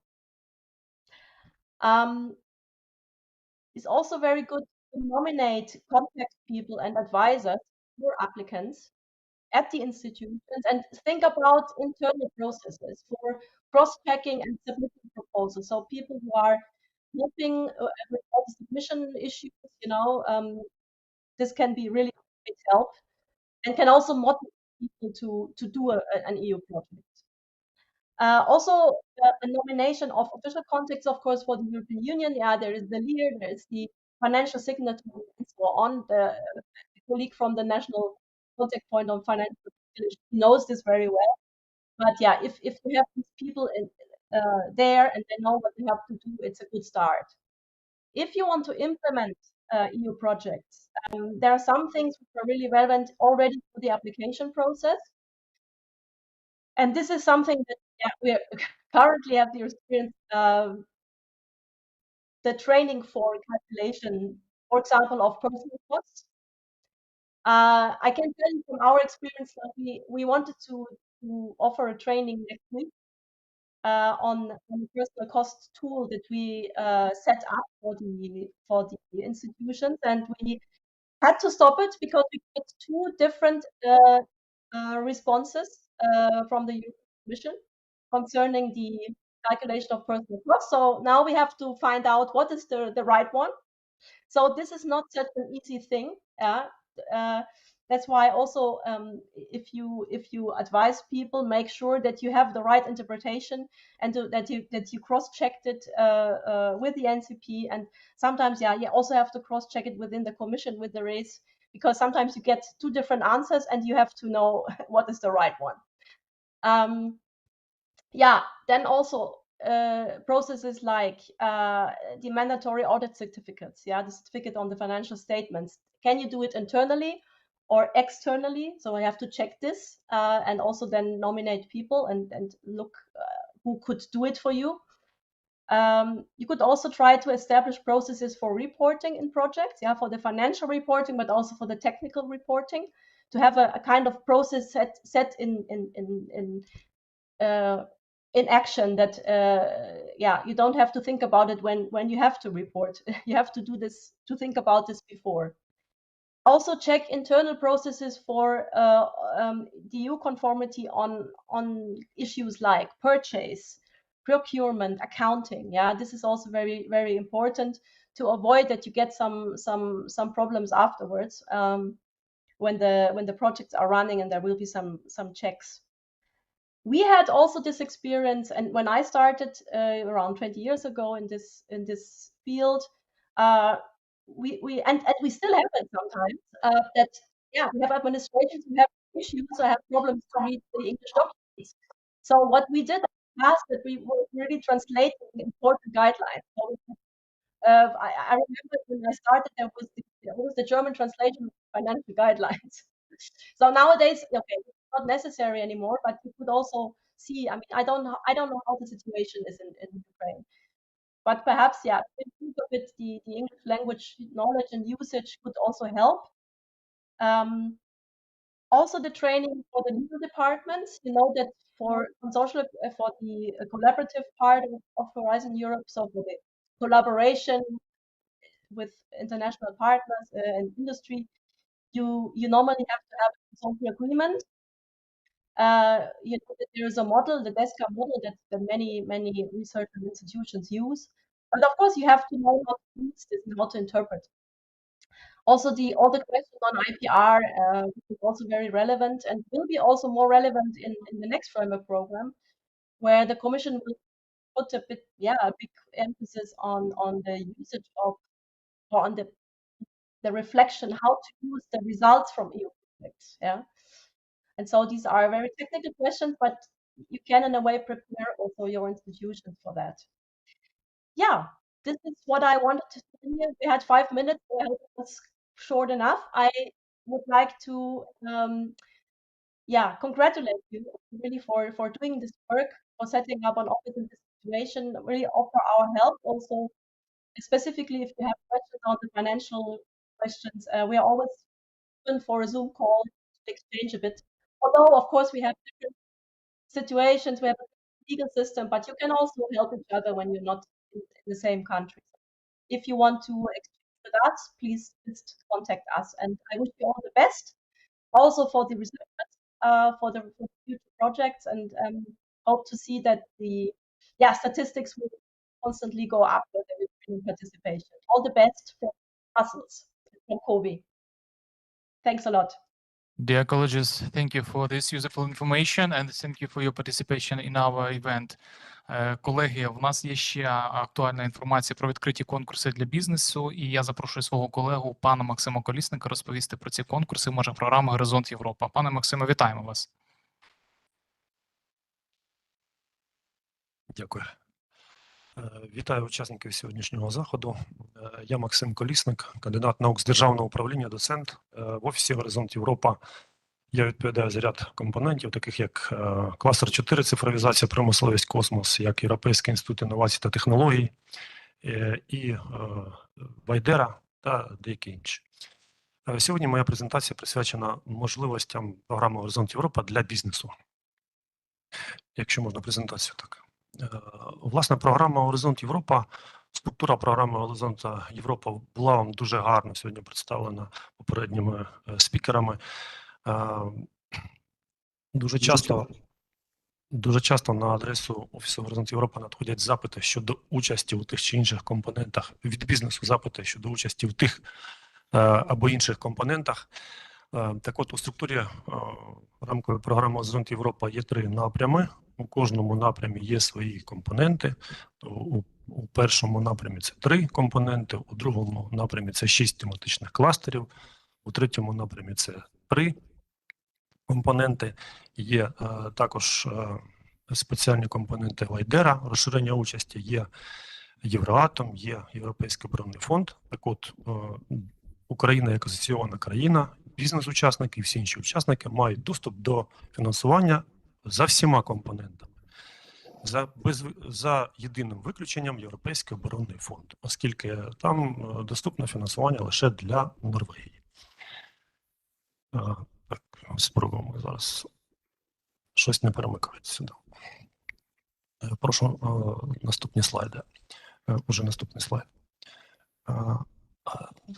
Програма Горизонт Європа є найбільшою програмою з фінансування досліджень та інновацій в світі.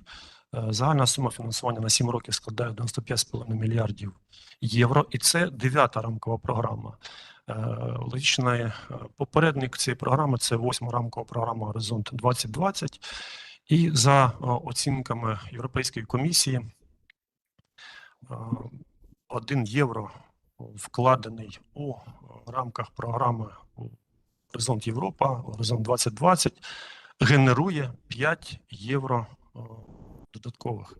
І за усередненою оцінкою всього згенеровано за попередню рамкову програму десь додатково 495 мільярдів євро завдяки фінансуванню, отриманому по конкурсам цих програм. Додатково десь за оцінками Європейської комісії в середньому дає кожного року 16 мільярдів євро ВВП. Яким же чином конкретно це бізнес, і не лише бізнес, може приймати участь у цих програмах? От кілька прикладів. За напрямом 1 є кілька компонентів, такі як Марія Складовська-Кюрі, і це наукова мобільність. А наукову мобільність можна проходити як у закладах вищої освіти, наукових установах, так і у приватних фірмах, які будуть отримувати переваги від новітніх знань, ноу-хау, та, відповідно, посилювати свою конкурентоздатність. За напрямом 2 – це тематичні конкурси, тематичні кластери. І також, що важливо звернути увагу, що для бізнесу може відрізнятися ставка фінансування. От є типи діяльності, такі як дослідницькі дії, інноваційні дії, координація, і відповідно для університетів це ставка до 100%, для бізнесу по деяким компонентам це може бути 60, 70, 90 або 100%. Відповідно, на це варто звертати увагу. І за напрямом 3 це підтримуються стартапи, скейлапи, індустрії діптек, і фінансується Європейська комісія, наприклад, може бути співінвестором тих чи інших проєктів. Дуже активно Україна бере участь українська бізнес-спільнота у конкурсах програми Євроатом.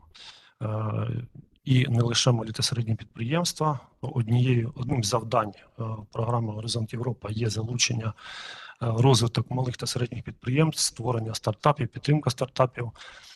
Так от у конкурсах програми Євроатом, наприклад, бере участь Енергоатом України. Це таке велике підприємство, складно його назвати малим. Типу є активні посилання щодо типів діяльності і ставок фінансування за кожним з цих типів діяльності. Їх близько 18 всього у програмі Горизонт Європа. Прошу наступний слайд. Програма Горизонт Європа є привабливою для українського бізнесу і взагалі для всіх учасників цієї програми. Наразі станом на 28 жовтня цього року всього було подано 1835 заявок проєктних. Всіма учасниками, всі апліканти подали таку кількість заявок. І залучено більше 54 мільйонів євро. 185 українських учасників унікальних беруть наразі участь у програмі, і відсоток успішності складає 14,89. За обсягом залучених коштів, за кількістю унікальних учасників Україна вже перевищила показники. За 3,5 роки програми Горизонт Європа Україна перевищила показники попередньої програми. Як за коштами, так і за кількістю учасників. Відповідно, у програмі Горизонт 2020 відсоток успішності складав 9,8. Зараз цей відсоток успішності суттєво підвищений і складає майже 15%. На наступний слайд, будь ласка. Щодо участі саме бізнесу, то наразі український бізнес залучив 18,5 мільйонів євро, що складає 34% від загальної суми фінансування. І це 6-те місце серед усіх асоційованих країн до програми Горизонт Європа. Всього підписано 61 грантову угоду. Географія учасників досить широка. Українські бізнес-учасники співробітничають з багатьма країнами світу, представлені всі континенти, 61 країна. Це як країни-члени Європейського Союзу, так і асоційовані країни, і треті неасоційовані країни. Від України бере участь зараз 57 бізнес-структур у програмі Горизонт Європа. І топ-10 учасників, сума фінансування відрізняється, стартує від 27 тисяч євро і більше 1 мільйона євро залучила компанія Карбомайнер Україна на свій інноваційний проєкт. І саме інноваційність і цивільний характер досліджень – це є ті ключові принципи, які характеризують і участь у програмі, і про які слід пам'ятати при підготовці своїх проєктних заявок. Прошу далі.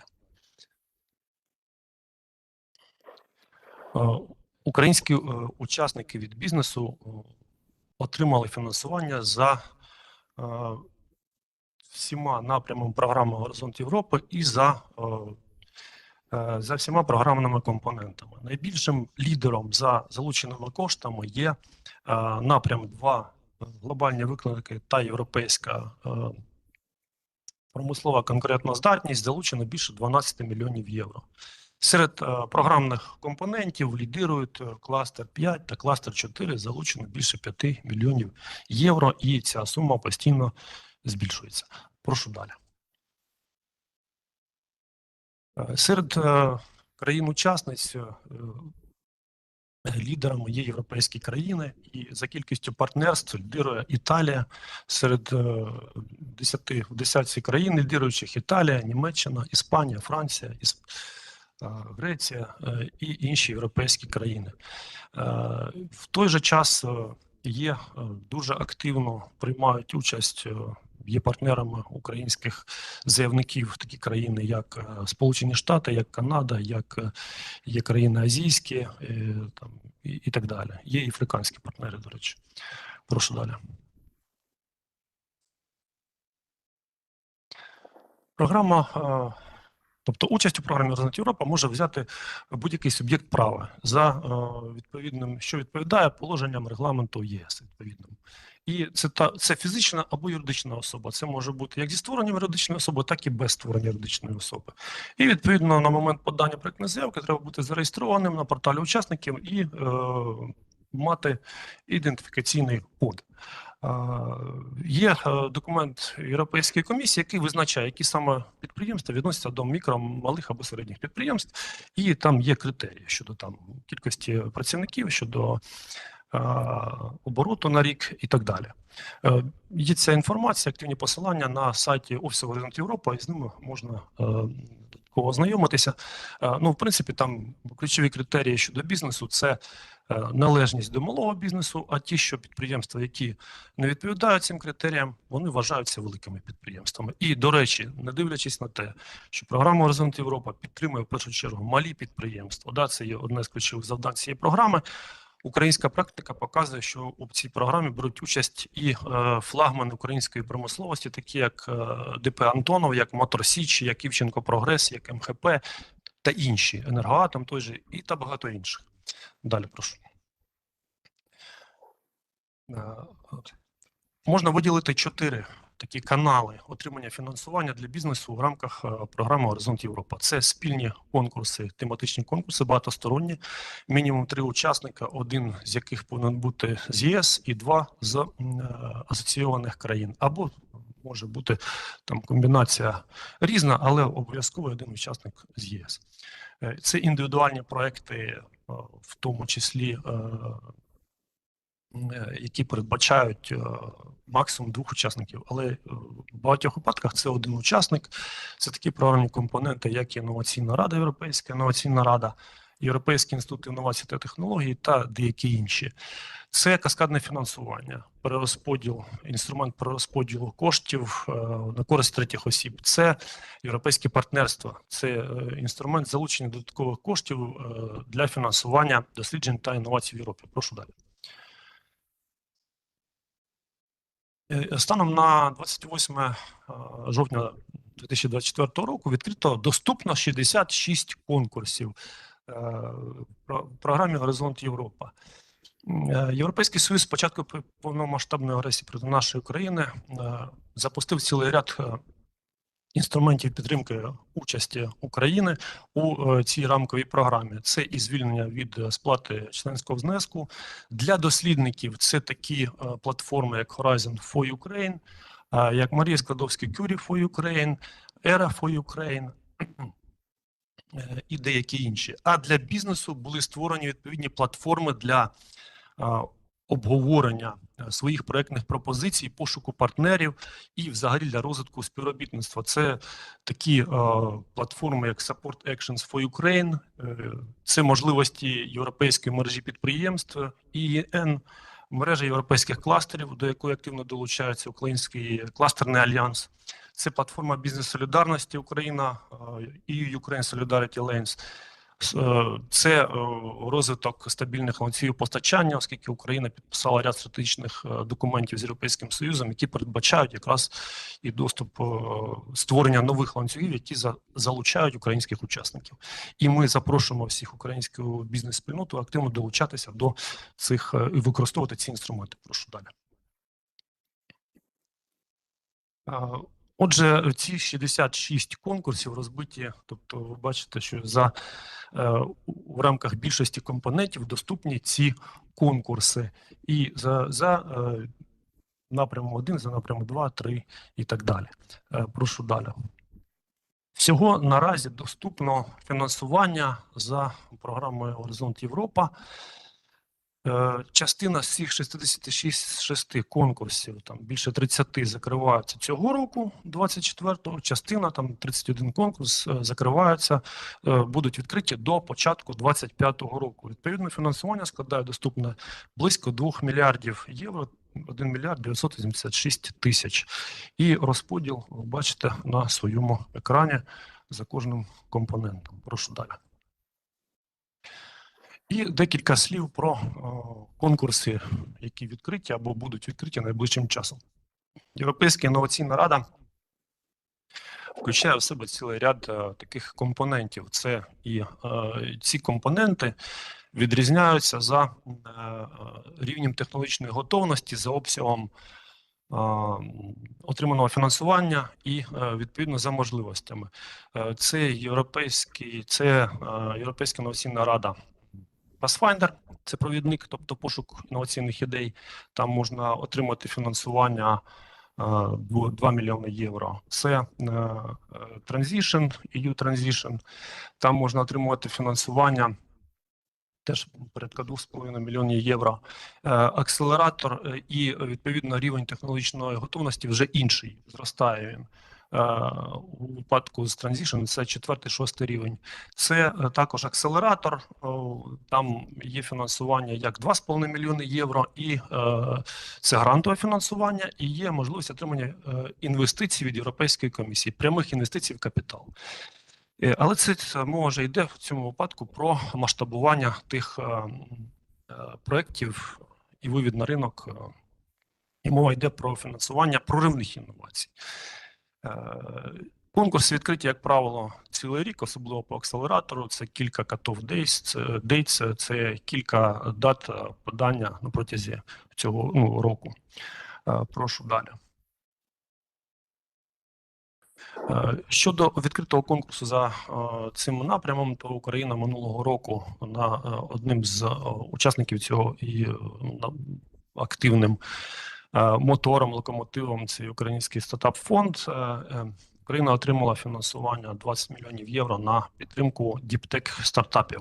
І обсяг фінансування змінюється, варіюється від 10 тисяч до 60 тисяч євро, які можуть українські інноватори отримати для підтримки своїх інноваційних ідей, стартапів, скілапів і таке інше.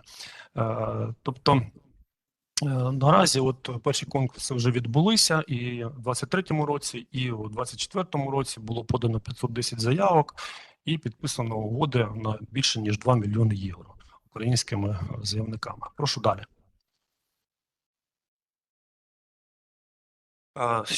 Такий інструмент якраз теж цікавий. Європейські інноваційні екосистеми, в ньому виділяються 3 інструменти.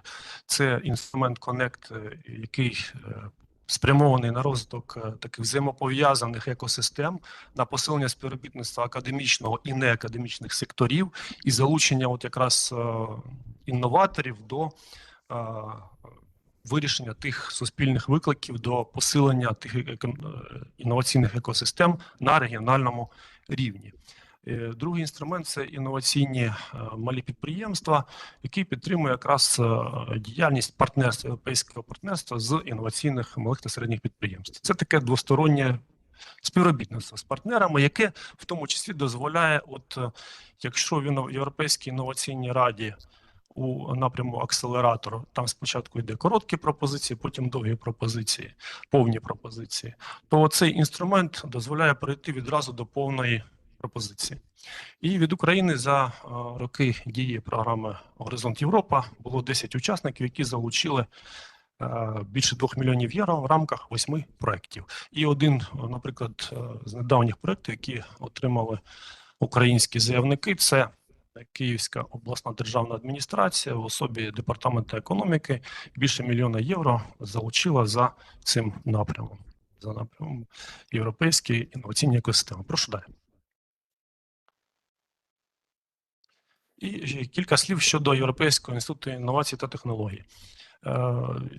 Минулого року, якраз рік назад, був відкритий Офіс Горизонт Європа у грудні 2023 року, і в цей же день був відкритий RIS-хаб і IT-хаб, який і покликаний сприяти українським інноваторам і в їх тренінгу, навчанні і отриманню відповідних грантів для розвитку своїх підприємницьких навичок і можливостей. Кілька конкурсів, які найбільш розповсюджені для української бізнес-спільноти. Це EIT Jumpstarter, це така преакселераційна програма, в рамках якої в тому числі є така категорія, як Rebuild Ukraine, де можна отримати фінансування для проєктів відновлення. І от 621 отримані заявки, 20% були стартапами від України і демонструють дуже високу активність. 4 українські стартапи було відібрано до фіналу. Зараз відкрита попередня реєстрація на 2025 рік. EIT Інфрабустер якраз підтримує залучення цих можливостей публічної дослідницької інфраструктури для інтересу бізнесу. І там є кілька рівнів: Foundation, Practitioner, Expert. Наразі українські учасники були задіяні на рівні Foundation. Прошу далі.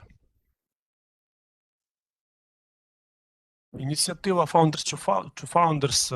Українські підприємці успішні підприємці діляться своїм досвідом з стартаперами, і суть цього конкурсу. І от 52 українські стартапи брали участь у тренінгах. І наразі передбачено пітчинг у середині грудня 2024 року у Києві за цим конкурсом. Ініціатива Red Калина підтримує жінок-інноваторок і теж спрямований на посилення їх спроможностей, на їх розвиток, і відзначають саме тих успішних інноваторок. І минулого року 9 жінок отримали визнання жінок-підприємниць. Відкрита ініціатива для закладів вищої освіти наразі до 12 грудня 2024 року. 4-й конкурс. От 56 мільйонів доступно за цим конкурсом, і в середньому більше 1 мільйона євро на один проєкт. І от уже 26 українських закладів вищої освіти взяли участь у цьому конкурсі, але суть цього конкурсу також в тому, що активно заохочується участь бізнесу у таких проєктах. Прошу далі. Каскадне фінансування, наступний канал отримання фінансування в рамках програми Горизонт Європа, буквально 2 слайда. Це суть його полягає в тому, що в рамках програми Горизонт Європа є конкурси багатосторонні, які передбачають консорціум і отримання фінансування на весь консорціум. Є конкурси індивідуальні, які передбачають отримування фінансування одним учасником або 2 максимум. І конкурси каскадного фінансування, коли консорціум або учасники отримують весь грант для перерозподілу подальшого на користь третіх осіб. І, власне, це так і перекладається. Фінансова підтримка третіх осіб. Пріоритетними темами є такі теми, як інтернет наступного покоління, смарт-технології, як індустрія 4.0, індустрія 5.0, інтернет речей, тобто хай-тек, діп-тек, який підтримується в рамках цього інструменту.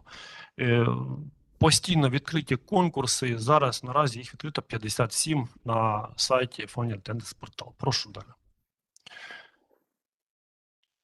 І ще одним інструментом дуже цікавим є публічно-приватні партнерства. Це залучення додаткового фінансування від приватних партнерів на підтримку інноваційних, дослідницьких та інноваційних проєктів. Європейська комісія спільно з приватними партнерами визначає пріоритети, домовляється про співфінансування і, відповідно, залучає додаткові кошти для розвитку тих або інших галузей. 3 типи партнерств наразі є. Всього їх 49 діючих. За новим стратегічним планом додається ще 10 партнерств. Це партнерство як спільне програмування, це домовленість між приватними партнерами та Європейською комісією. Це спільне фінансування, це співробітництво між Європейською комісією та приватними, наприклад, дослідницькими фондами. Це інституціалізовані партнерства. От яскравим прикладом інституціалізованого партнерства є Європейський інститут інновацій та технологій і ряд інших партнерств, таких як Європейський Єврочіпс, це співробітництво у галузі мікросхем, це високопродуктивні обчислення, це розумні мережі і таке інше. Просто особливість цих партнерств в тому, що вони, їх існування, фінансування закладено у установчих договорах Європейського Союзу. Прошу ще один слайд. Шановні учасники сьогоднішнього заходу, Офіс Горизонт Європа завжди готовий підтримати, надати консультування і надати всю необхідну інформацію щодо участі як для бізнесу, так і всіх інших учасників у цій програмі. Дякую за увагу і слава Україні! Дякуємо, пане Максиме.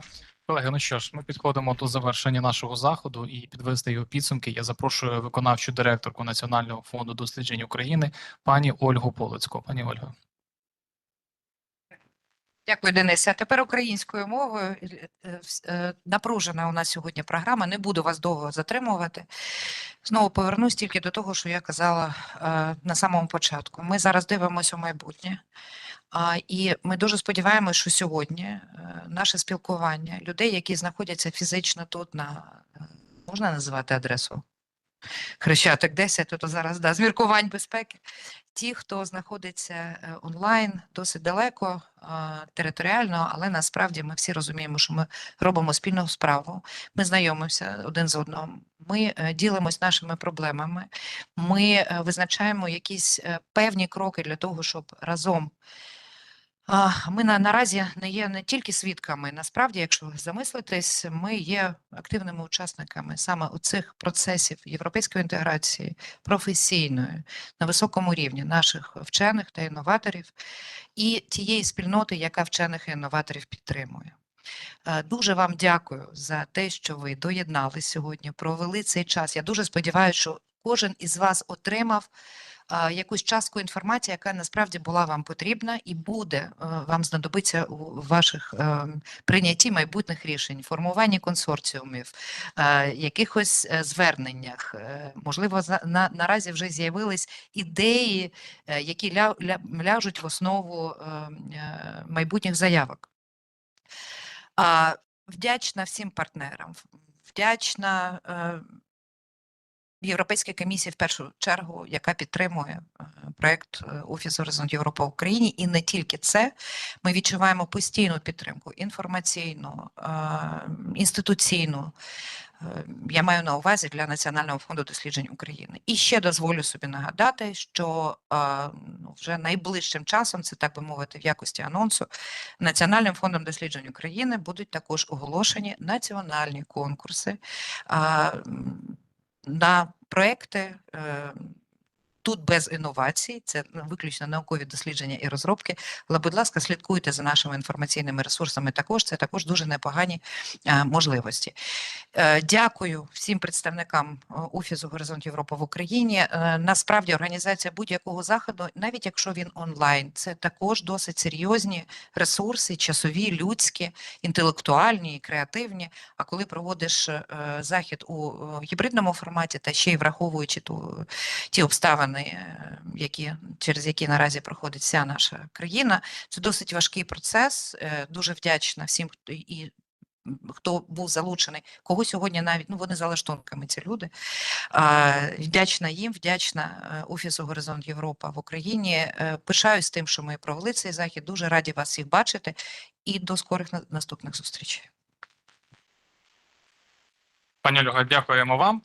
Колеги, дійсно, ми трошки вийшли за наші часові рамки, але це все тому, що ми дуже любимо свою роботу і можемо говорити багато про програму Горизонт Європа, багато і довго. Колеги, дякуємо вам за терпіння, дякуємо вам за участь і запрошуємо вас усіх, будь ласка, сюди зробити спільне пам'ятне фото.